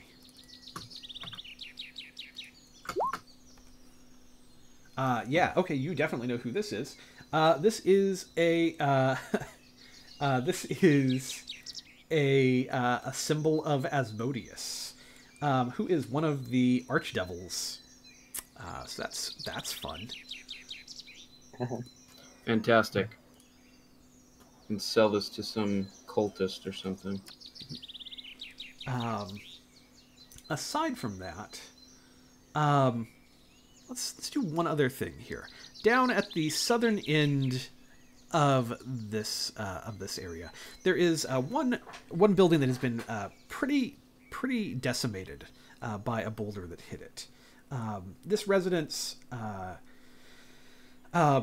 you actually find some bodies in it of the people who lived here, and they've been crushed under the stone that is in here. They appear to be kind of an older couple who lived here, kind of wandering around and like trying to kind of meet up, or not meet up, but just wandering around. You find a small creature that is just trying to get at the bodies, kind of. Not in a way of like trying to kill them or anything like that, but more like trying to get kind of back to its owner. And it's a cat-like creature. And Can I use talk to small animals? Does that do? This is kind of what it looks like. It's a cat, but it has wings, and as you find it, like it kind of backs up and kind of gives maybe like a hiss at you, kind of like it's been cornered a little bit, but does not seem angry or evil or anything like that as you approach it. Yeah, you could definitely try to speak with it. Okay. Hi. I don't even know. I'm not here to hurt you, kitty. I don't need to roll for this or anything. What does your ability say? I'm trying to remember what exactly it does. Let me look real quick.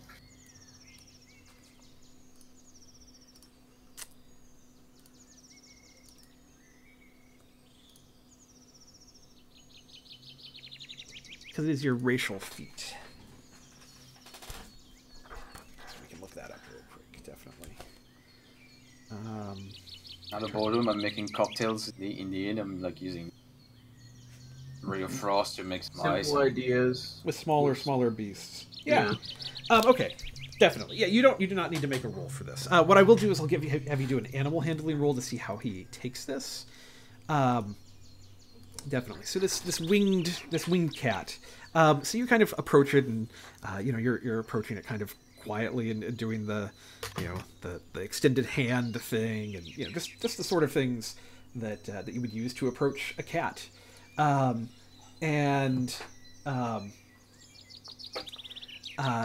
yeah, it will kind of it will sense kind of your positive intent and kind of walk up to you and kind of nuzzle up against your hand a little bit. Okay. You know what kind of creature this is? It's a tesserum, or is that what it was? It's a tressum, yeah. Tressum. Now I like don't know if you would specifically know that that's what it's called in as your character, but that is what it is. Okay. Would I do a history check for that or something, or Probably nature check. nature? I'll give you advantage because you might. No, you don't need advantage. You roll the 20. Yeah, you know exactly what this is. So these are semi-intelligent creatures. Not semi. They're intelligent creatures. They are the result of some experimentation of wizards that have created these creatures. They're generally fairly peaceful. They they eat small rodents and such. And the flight just kind of helps them attack things better. And yeah, they can be excellent companions and friends. Can he be my friend, my companion? Let's see. Yeah, Definitely need a flying cat as part of this group. yeah. For Like sure. I think it would definitely start following you around a little bit. To see how long it sticks with you and stuff. We'll see how that goes. Okay, But, I feed him something from my bag. Let me look. Yeah. Give him the snake. Oh, who took the snake? Mordecai It's has mine that. now. You want to share a piece of the tail or anything? Give you an No. eyeball. Okay, cool. I feed to him or her. Do I know that? Roll. Yeah. I don't know that you know that unless you're checking. I think we're a little too early in the relationship between us to for me to start picking him up and examining him or her. Yeah. All right. Yeah. So this this is going to this cat is going to start following you around. Basically, it is now your friend. So- at least temporarily. The owners of the house, though, they're dead, or the goblins are dead inside? I'm sorry. The owners of the house are dead. Okay. Do I find anything that like says what they did, or like? This honestly, Anything- the house is so destroyed that, Okay. yeah, you do not. So there's your little cat companion. They just used the house to get stoned. Oh. That is what you find in the remainder of the village here in your time. Okay, guys. Probably name the flying cat. Yeah, but I don't want to like. It should be a Just do a gender neutral name. Yeah, gender like neutral. Sam or Rachel or Jordan Maybe it already has a name. or Raznar. Guys. or Rit. Guys, I haven't named it yet. I mean, I should ask its name, right? Can I ask its name? It kind of howls something at you. You don't necessarily speak cat, so Okay. Can We'll you work ask- on that there, buddy. You ask if it's male or female. Yeah, I ask if it's male or female. you know what? It is smart enough. It could definitely, if you phrase it kind of like howl once for male, twice for female kind of thing. It's going to howl twice. It is a female cat. Okay. All right. This is haven't named her yet. I just found her in a house. She's going to be traveling with us. I'm introducing her to everyone. If you have any food, or if you need her to, I look at her, hunt anything like a mouse, and I look at Nank. Just let her know. So what? It speaks common. Yeah, I'm just. You can gesture. Yeah, it does understand common. Oh, it does. Yeah, with your 22 nature, you would know that they are intelligent creatures. Whoa. Fantastic. I'm excited. Don't touch my mouth. It's very excited when you mention the mouse, and it is picking up on subtext, like it is kind of realizing that Nank might have a mouse. So it's kind of eyeing Nank, like, let's see this mouse. I eat No mice. subs. I tell her no subtext. There's a mouse over there somewhere on him. The cat is going to like just kind of like start approaching Nank, kind of doing Easy. that like.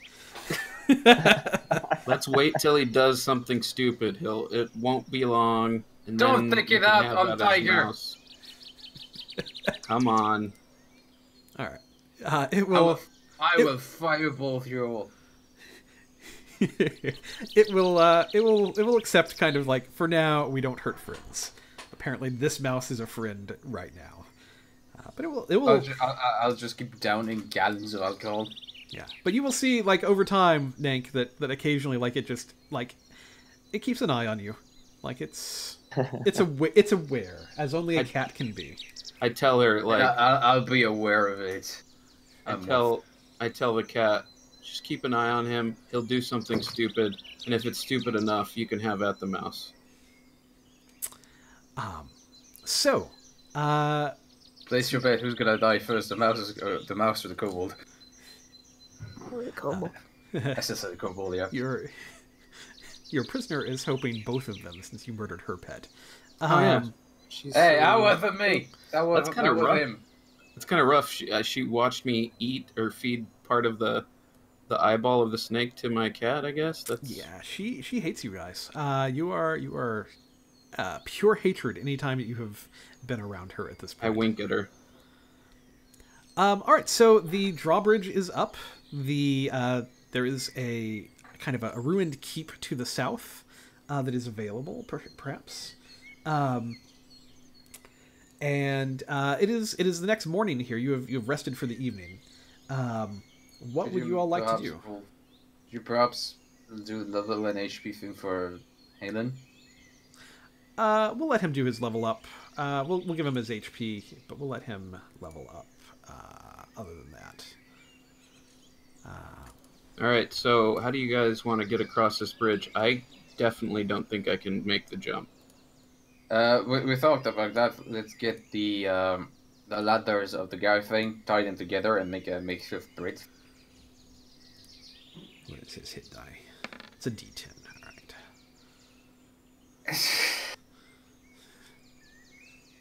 This is more HP than I have total. I am still in the single digits. You know what? I rolled it for him. I'll give it to him. 11 plus his con mod. The con one is added. Man. Oh, did it do that for that already? Oh, Yeah, perfect. All right, for so you. 21 hit points for Halen. Frickin' Lauren is rolling like a champ today. I guess we'll try the ladder thing. So we tied it together. Would that be like a survival check? Mordecai should probably do that, I would assume.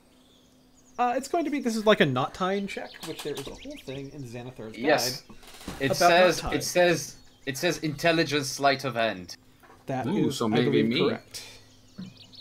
I have a 14 intelligence and sleight of hand stuff. I have same thing. I have 14 intelligence, and I have proficiency sleight of hand as well. Oh, you do? Yeah. Interesting. Yep. I'm proficient in a couple of things you might not expect. I'm good at nicking stuff and hiding. So I'll let either of you roll with And lying. with advantage, because you could help each other, basically, right? Like, you're So both sleight probably of working on hand this or- thing. Yeah. Intelligence. Okay. Sleight of hand. It's at 11. That's okay. That's reasonable. You've tied reasonable knots here. Like, they're not You going to wanna be. This is maybe not the sturdiest of bridges that you have crafted, but you've crafted something, definitely. Nate, do you want to try? So I'm the lightest. Right? Here we go.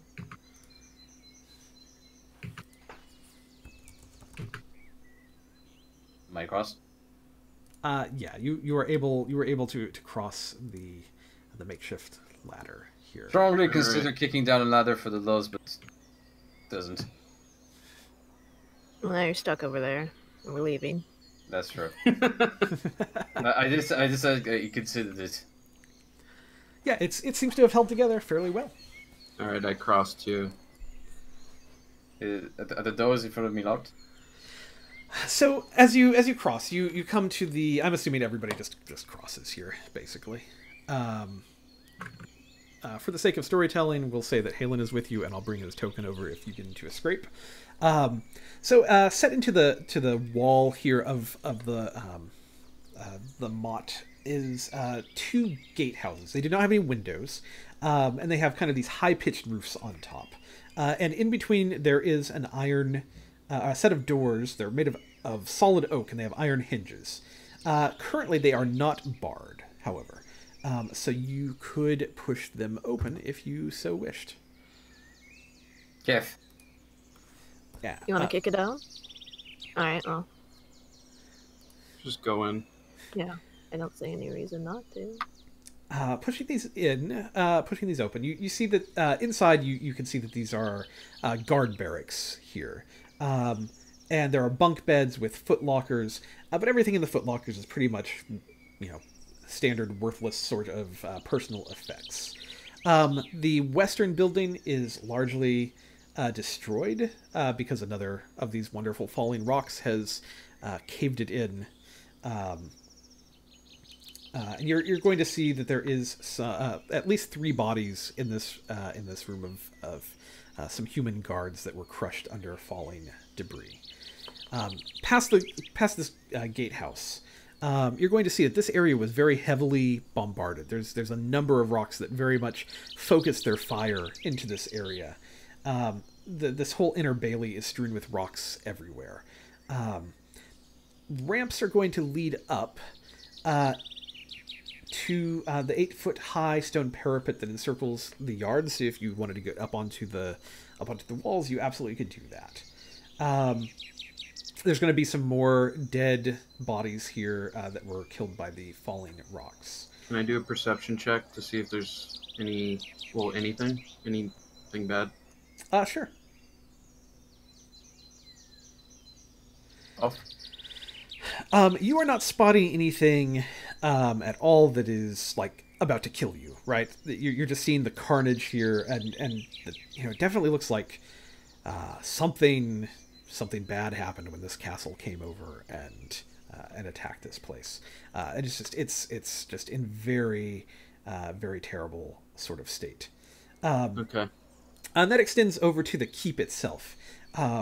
This place has been bombarded, and there entire sections of it are just caved in from the amount of rocks that have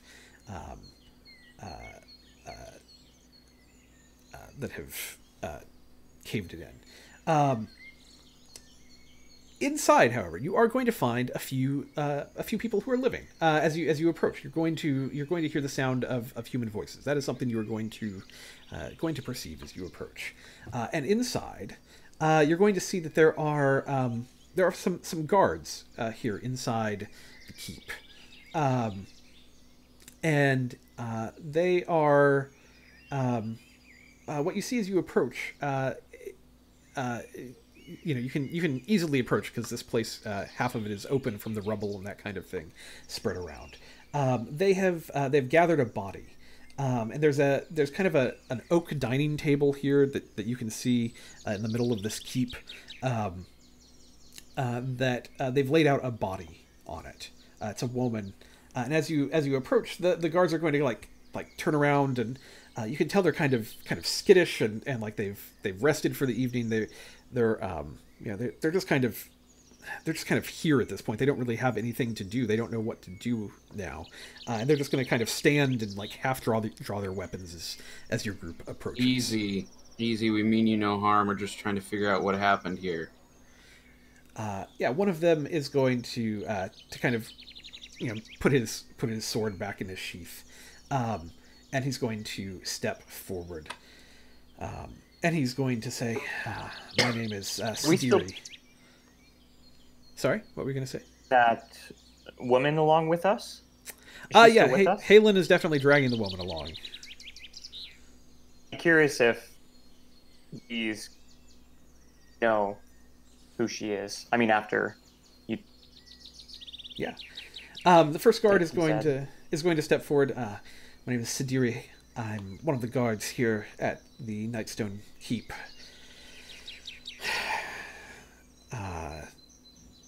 We've been stuck here for days now. Goblins came in and terrorized the town once everyone had fled. We were stuck here and only managed to escape from the rubble here recently. Who is on the table? You're asking this as a question, or you're trying to perceive this? I'll ask him. Yeah. He'll look back at the table. That is the lady of the keep. That is Lady Velarosa Nandar. She died in the attack. I'm sorry to hear that. My condolences. It's how many guards are there? There are 4 of them. So what's your guys' plan here? Are you just gonna stay here, or waiting for backup, or do you have you sent any messages out to what's going on? Yeah.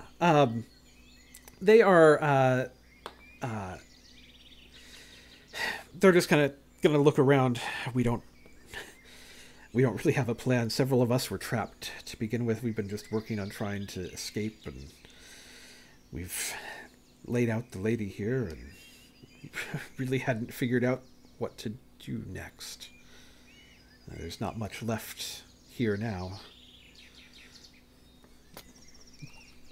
I'd like to ask if he knows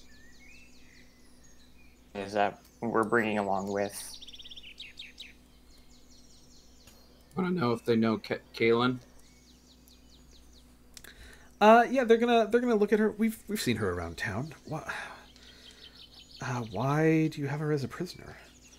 Well, we found her. She was spying on us to begin with when we were first got here, trying to figure out what happened. She was spying on us, and then when we found her, she lied to us in a number of ways. She threw a weapon on us, and she's Also probably that. allied with the goblin. Probably an ally of the goblin. She's a very evil person. We don't know if she's an ally of the goblins, but she sent word.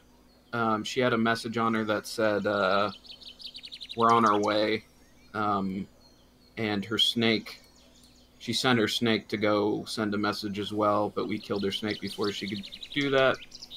And it's just occurring to me, probably doesn't matter, but I probably shouldn't give you all this information. But now you have it, so hopefully that's bought some goodwill with you guys. The guards are going to kind of take this in. Like, one of them's going to walk over to them, to this woman, and maybe, like, pull kind of the gag out of her mouth and, like, were you working with the goblins? Yes, he was. She's gonna kind of, like, spit a little bit on the ground. No, I was hiding from the goblins. These idiots came and captured me and killed my snake. I wasn't sending it to send word. They were threatening to kill it. 100% lying. Hold on, Nank. Let's just calm down. So you've got a choice here.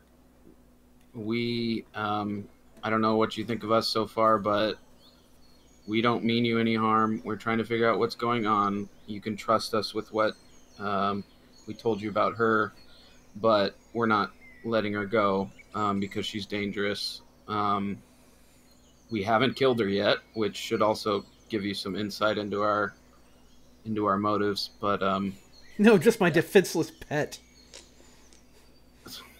Your defenseless pet, who you're sending a warning to some travelers, and who goes around with a flying snake anyway? That's not normal.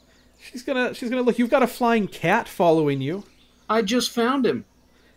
I found this snake at one point. What about all the other lying? That one. What about all the other lying and misleading and spying on us and all that. You can't. I pat Coco and say, Coco, go. Stop. She's just gonna look back at the guards. You do what you want, but you can't trust them. Well, we did wipe out all the goblins for you, so you're welcome. Yeah, I think the guards are just going to kind of look around like, okay. Like, look, we don't want to get involved with whatever you've got going on with this woman. You obviously... Look, we've been through a lot, and we just want to try to get back to normal here. The rest of the villagers ran when the castle was attacked, I think. We could see them pouring out of the town gate while we were being bombarded here. Perhaps they're out there somewhere. Any insight into why the castle or why this town was attacked? Yeah. He's gonna look around. I mean, they just attacked out of nowhere, and we were a little busy dodging the rocks that they were dropping on us, but we did see Torum over here. He's going to point at one of the other guards. He was up on the walls when it happened and didn't get hit. And he saw in the village as the attack was winding down that there were giants. They came out of the sky. They came down from the castle, and in the village square, we had an artifact there that's been here for years, and as long as anyone can remember. And they just tore it out of the earth and took it back into the castle with them. What kind of artifact? Can you describe it? Yeah, this artifact, it's kind of a megalithic sort of structure. So kind of a stone, like think Stonehenge or something kind of along that nature. Kind of a standing stone that's very, but made out of a stone that is very different than what you would normally find. There was magical properties of some sort. Nobody really quite knew what it was, but it definitely was some kind of thing. They called it the Nightstone, and that is what this town is named after, because of its black stone facade that the whole city was built around. Would it be worth doing a religion check on Nightstone to see if that You could certainly try. See if you know anything about it. calls any... Maybe if somebody could do a history check, I don't know. Religious wise, like there might be people who came here to worship here because of this structure. Like it was definitely something that the city might have been semi-famous is the wrong term, but if somebody was going to know anything about this town, like this might be what they might be known for, and so pilgrims might come here for to see it or that kind of thing. Historically, I mean, there's a lot of ancient ruins and strange phenomena around the Sword Coast and Faerun at large. You don't know anything specific to what this Nightstone might be, what the meaning of it might be. Right. Do we know, or did you happen to see what direction the flying castle went after it? Yeah, it headed north. But I mean, it north kind of into the clouds and kind of disappeared. So hard to say where it was really ultimately headed. Can I do a perception check for anything valuable in the room? Absolutely.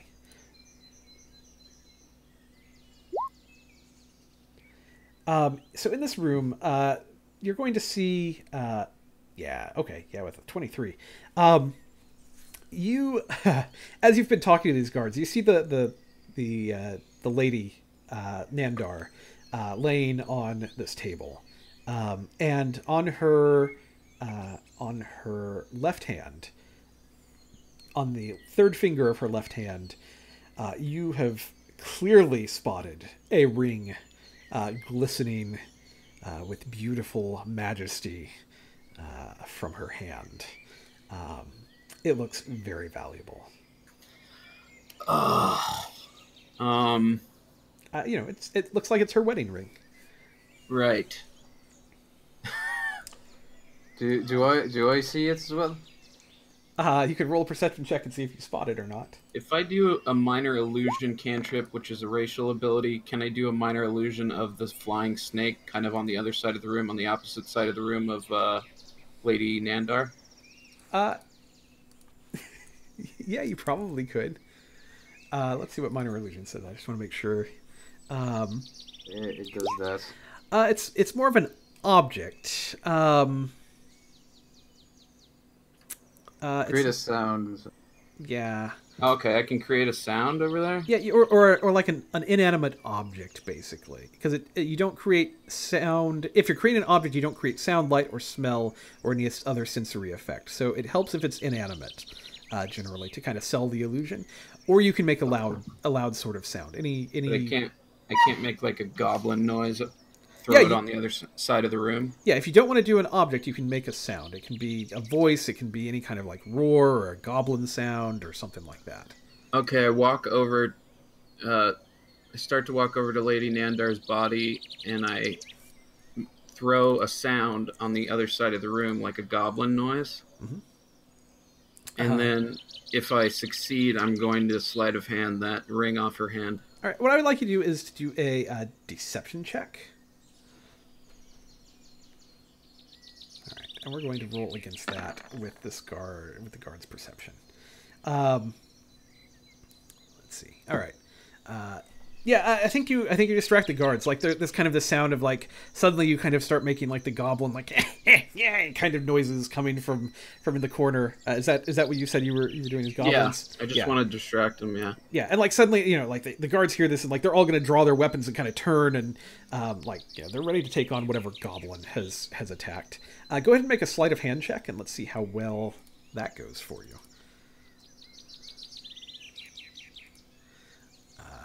That definitely beats their passive perception. And you slip this ring right off the finger and into a pocket. It's very beautiful. It's set with a tourmaline setting, which is kind of this silicate mineral compound that has all of these colors in it. It's really quite beautiful. You are now in possession of one Lady Nindar wedding ring. Cool. I go, did you guys hear that? That was weird. Are there goblins here? Saying to the guards. Can I look at him while he was doing his thing, see if I caught a glimpse of what he was doing? Sure, yeah. And I think I have disadvantage because it's in daylight. Yeah. Probably not. Nope, no. Not at all. What is everybody else's? We think that. What is everybody else's passive perception? 15. 13. 13. Okay, yeah, I don't think anybody's going to spot this with his sleight of hand that good. Like it's just a sudden yoink, and it's gone. If might know anything about this Nightstone because she clearly had she's part of some sort of religious group or order. And it just makes me wonder if she's at this village, not because she's passing through, but because she's interested in this artifact as well. I wonder if we should sort of press that on her that. I don't think she's gonna answer any more questions. If she answers anything, we need to. I think we need to interrogate her about her. If she's trying to play that she's a religious person, we need to ask her for specifics and really try to catch her in a lie. I think my question would be, do you know anything about the Nightstone?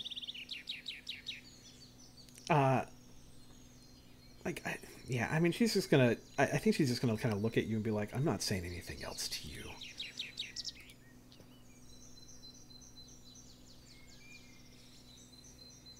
All right. Are we still with the god?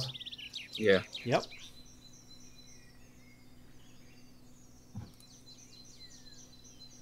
What do you want to do? Something thorough that we need to be far away from the god. All right. So you guys done with them? I guess. I guess if there's nothing else to do here. I think We we could- should check out the cave. Yeah. Yeah. I mean, there is the rest of this. There is a little bit more of this keep that you can look at if you like to. There are a couple of rooms that have been crushed in. There is an upstairs that has a couple of tower rooms if you want to look at it, or you can just head out and try to go find the keep, whatever, or the cave, whatever you would like to do. I'd rather head out. Yeah. Okay. Yeah, I'm That's tired fine. of this town. I just want to go back into the forest. Sounds good. All right. The guards will. The guards will kind of realize, and they're, they'll kind of head back into town with you, I think, and kind of talk about maybe trying to start getting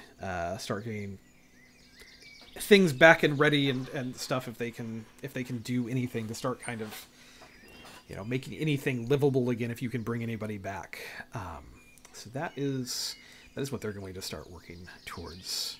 But before we go, should we? I guess to the party, as an aside, I ask if we should show that locket to see if any of the guards know who that halfling is. Okay. Yeah, I show it to her or to the guards. Do you guys know who this belongs to? Oh yeah, Or who? Let's see. Yeah, they would. They're going to look at this picture that's in the little locket here. Let me see. I have to find the name of who that is.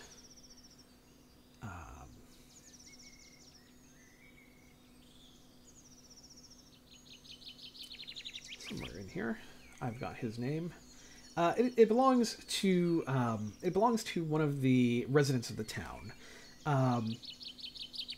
There is a woman named. Where is this? Oh, come on. Somewhere in here, there's a woman who. It's a picture of her dead husband, and the portrait. His name is Larlo. It's a portrait of a halfling named Larlo. His wife is Taylor, and she's one of the residents of the town here. Okay. I mean, we haven't found Taylor, so I guess She's in the cave, start. probably. Most likely. All right, so we're back in the town with the guards. Correct. And they're just kind of taking in all of the damage and that kind of thing. As you are here in the town, you hear from outside the gate. You hear voices.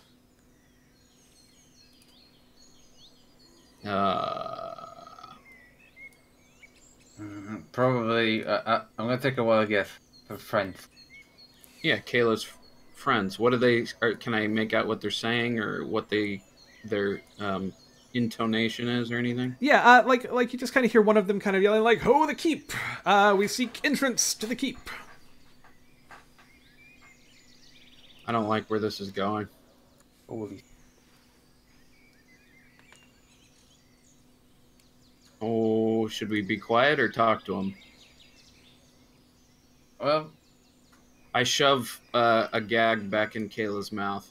at this point, let's just open everything. You want to let them in? Why do you want to let him in? I don't want to let them in. We Maybe we should. we need to get out. This is not a siege situation. All right, well, we need to put Kayla Who they somewhere are. else. We need to hide Kayla if this is her her buddies. Do you really think Bill and Bob here are gonna be quiet if we just hide someone in a shed? Point at the guard. Like the shed is kind of I up. think we should ask. Well, then, if it's okay, so that won't work. Well, then, if Bill and Bob, the guards, whatever their names are. Sorry, Bill and Bob. If we can't do that, so we'll just keep. If they're Kayla's friends and they mean us harm, we can maybe exchange Kayla for safe passage or something. Oh, there might just be someone else. That's not a dwarf. Or if there's someone else, then we don't really. It doesn't matter, right? Regardless, open the gate. Why don't we? I'm not why don't gonna we do that. Ask. Let's ask who they are before we open them. All right. Who's out there? I yell to the people out there. You're gonna hear a voice kind of call back to you. My name is Zulkin Alexander. I have come at the request of Alessandra, or what is her name? Sorry. What was her name? Kayla. Kayla, yeah. At the request of Kayla, she sent a message requesting assistance. Can I see him at all? Can I Well, you would need to climb like to the top of a tower or something. But yeah, you would be able to see out if you did that, definitely. Like to do that too. Yeah, I'll go to the top of one of the towers. Oh yeah, climbing. I'd like to ask But my what kind of assistance. Gotcha. Yeah. Okay. So climbing to the top of the tower. We'll get to your question here with them in just 1 second. Climbing to the top of the tower, you see seven people mounted on riding horses, assembled outside the gate of the castle. They're back a little ways from the drawbridge, and at the front of them, you see this guy, who is the one who is addressing you. This is Zulkin Alisadar. He also has a flying snake kind of perched on a shoulder, and This is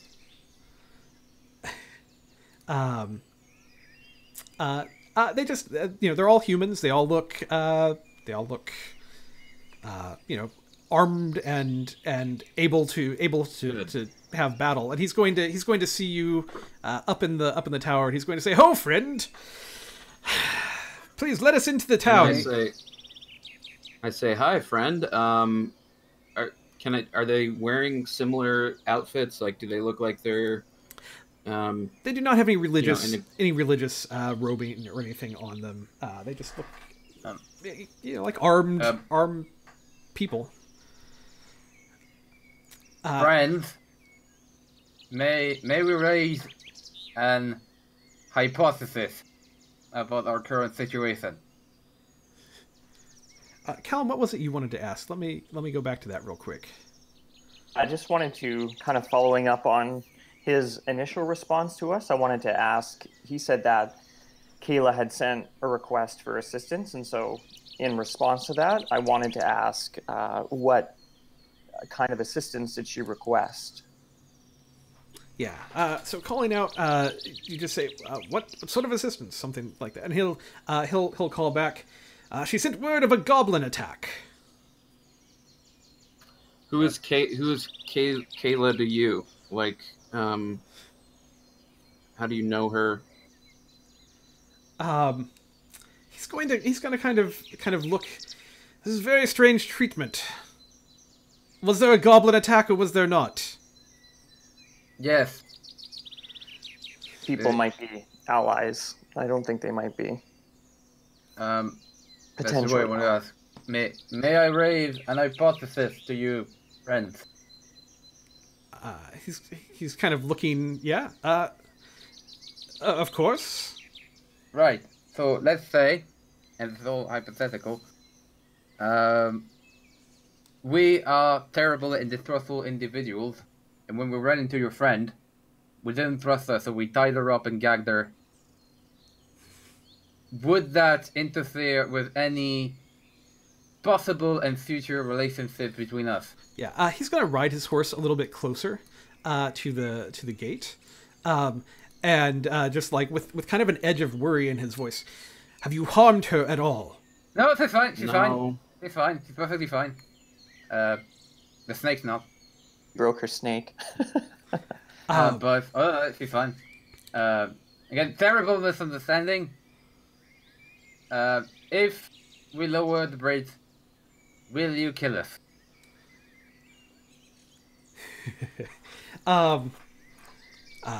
He's going to say, if Kella is all right, then I suppose there is no harm truly done. Let me What? see her. Right. Untie her. What? Untie her. Don't untie her. Don't Just untie take her, the gag no. out. Yeah, like we take the.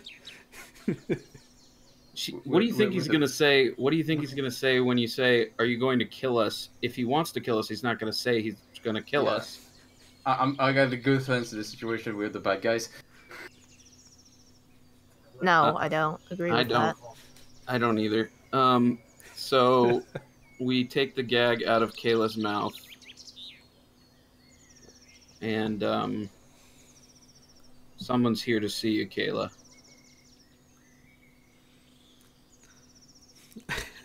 So you I'm gonna distance myself from this. yeah. So bringing her up the tower and showing her, she's gonna kind of like, she's just gonna kind of like look out and see Zolkin. She's just gonna go like, "Oh, hi, Zolkin. Glad you got here just in time. These idiots," and just gonna like gesture with her head as much as she can.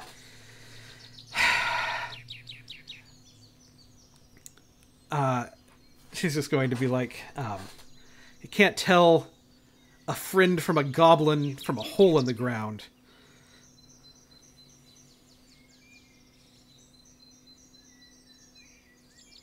Is that it? Is that all she says? That's what she's going to start with. Zolkin's just going to be like, "Are you all right?" And she's going to be like, "So far, they killed..." She needs a name for her pet, I'm sure, here. She'll say whatever that name was. It's not important, it's dead.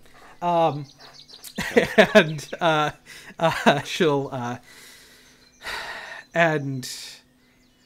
But they did kill all of the goblins.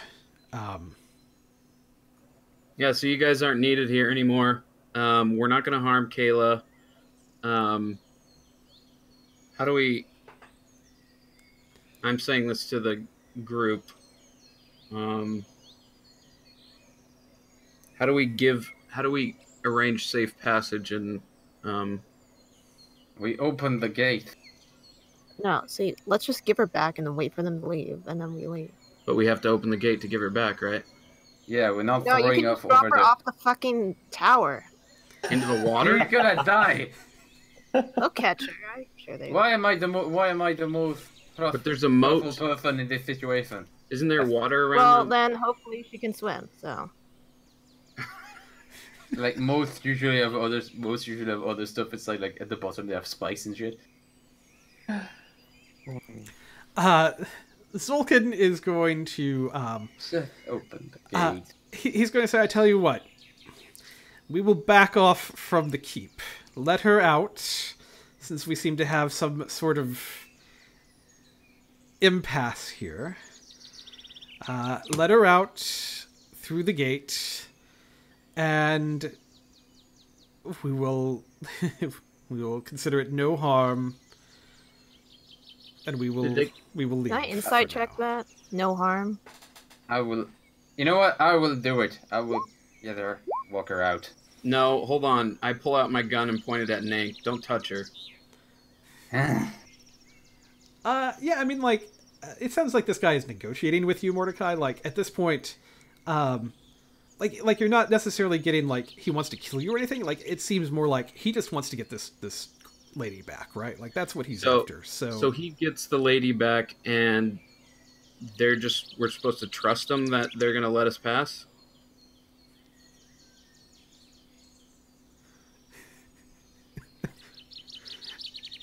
This is like every bank heist ever. Anyone? I think, like, my vote is I don't think they're a threat. I think we just give her back. I'm with the druid. Well, what do you want to do, Mordecai? I think they're a threat, but whatever the little lizard wants to do, I guess we'll do. I'm a full threat. You're a pain in the ass. All right. Let's put him in one of the. Let's put her somewhere so they have to come in to get her.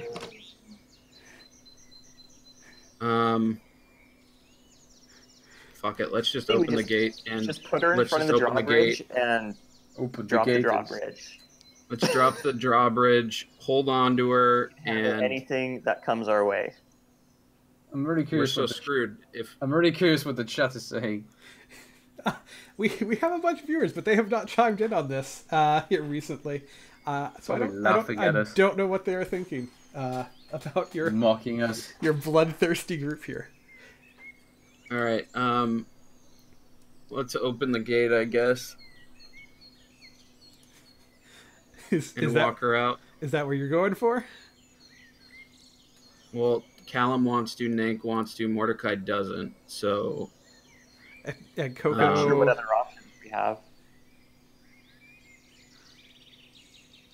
Like, I mean, at this point, it's either we give her to them, or we kill her, and then definitely have to fight them, or we give her to them, and only maybe have to fight them. So there's only one option where we don't have to fight. How many people? There's seven of them. Seven mounted armed men. They look very very reasonably well armed as well. I should say. So we've done an insight check on his response, and there wasn't any. It didn't sound like there was any malicious intent, and Kayla's story did check out. Because she said that she sent word. We didn't know who she sent word to. And then we asked him, and he said that she requested assistance to deal with the goblin problem, nothing else. So it sounds like... checking out, and we're just horrible people. Checking out. We'll do that. Can I do a history... Will a history check work to see if I recognize him or anything? Or would that not be something I could do? I mean, you can try it, but it's going to be a really high DC on it to see if you know this random person. Yeah. Okay. 14. You've never seen this guy before. Okay. Well, I guess we just open the gate then. Offer, just in case they're aggressive, I will walk her myself this way. If they kill someone, it's going to be me. Okay. So yes, you walk her out the gate. And in the chat, a couple of people watching are saying like they know the story, so they don't want to like spoil anything. It's just shady. These are shady Adakats. I'm fairly sure I know what people they are. They are shady, but I'm not sure they're bad in this. So you drop the drawbridge down, and Nank, you out of all the people, you walk her out of this castle, out of this town, and Zolkin, is going to kind of ride up, to get her. I stealth, I hide. Yeah, and we'll. Is she still bound? Did you untie her? Like, what did you do leading her out? I'm guessing it's probably just brought her tied up, but as soon as he gets closer, we'll start, untying her. Yeah, and he'll... My apologies with all a big misunderstanding. Please don't hurt me. Yeah, he's gonna like get down off of his horse and like kind of walk over to Kella and kind of like brush her hair back a little bit and just kind of like look into her face like, "Are you all right? Did they do anything to you?" And she's going to kind of like take a step back. Like, "No, I'm fine. Despite these idiots." I'm trying to look innocent. Yeah. She's gonna turn around and look at your group, and she's like, "Didn't you have villagers you were gonna go rescue or something?" Yes. She's gonna say, "As much as I want to murder all of you for what you did," Puppy dog eyes. Puppy kobold eyes. she's going to say, "There's a lot of lives at stake right now. I would suggest that you take this opportunity to leave before this turns ugly." Cool. Nice to meet you. See you later. To the cave. Yes. Should we take those horses? No, let's not stick around. Are you kidding me? No. Okay. All right. Well, that. Yeah, you guys leave, and like Zolkin is like talking to Kella, and just like they're discussing, and like she's kind of telling her story, and like you can tell like he's getting, but like you have a few minutes to get away, and they head into. The last you probably see of them is like they are headed back into the town. So this may not be the last you see of them if you're coming back here with the villagers, but at least for now you have created a situation where you can not fight them. I'm gonna read into your comment about it. Last we see of them. I wish I could insight check you right now. This may not be the last we see of them if we come back here with the villagers. So they're still gonna be here. They're still going to be here potentially. Like they are headed into the town as you head out into the wilderness to go in search of this cave. They head into the town, like over the drawbridge and back in. I point out to the group, like, they're here to get Kayla. Why are they going back in there? Because she asked them for assistance in case, I'm thinking they're gonna want to defend the town in case some more goblins. It's empty. Like, so you think they're there just to defend the town from future goblin attacks? Well, no, she explained that there's the villagers or something, and she just basically told us to get the villagers. So I think they're expecting to protect the town for when the villagers come back. I think they're interested. You're breaking up, Callum. I was gonna say I think they're interested in the Nightstone, or I think that their interests are beyond just rescuing. They would rescue the not. villagers themselves if they had interest in the villagers, but I think they're more interested in.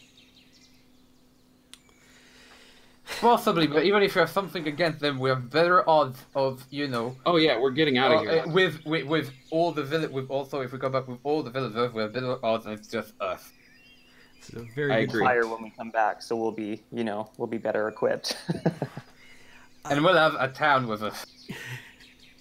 Guys, this is probably a good place to call it for the day. You were headed to the next location. You have narrowly escaped the facing off these guys. People.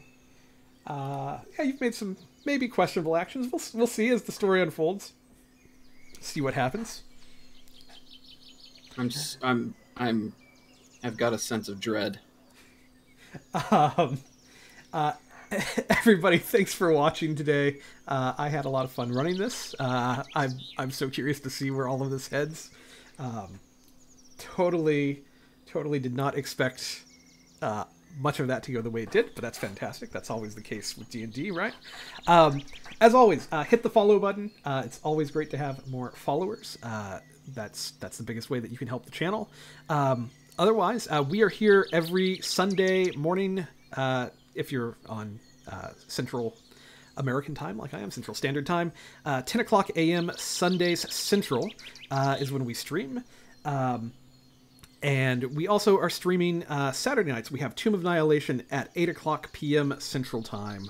Both of those are pretty fun campaigns. We're on episode 14 of that one. Just wrapping up some stuff on the Turtle Islands. So if you're at all interested in Tomb of Annihilation, check those out as well. Again, hit that follow button, and thank you everybody so much for watching, We will see you all next time.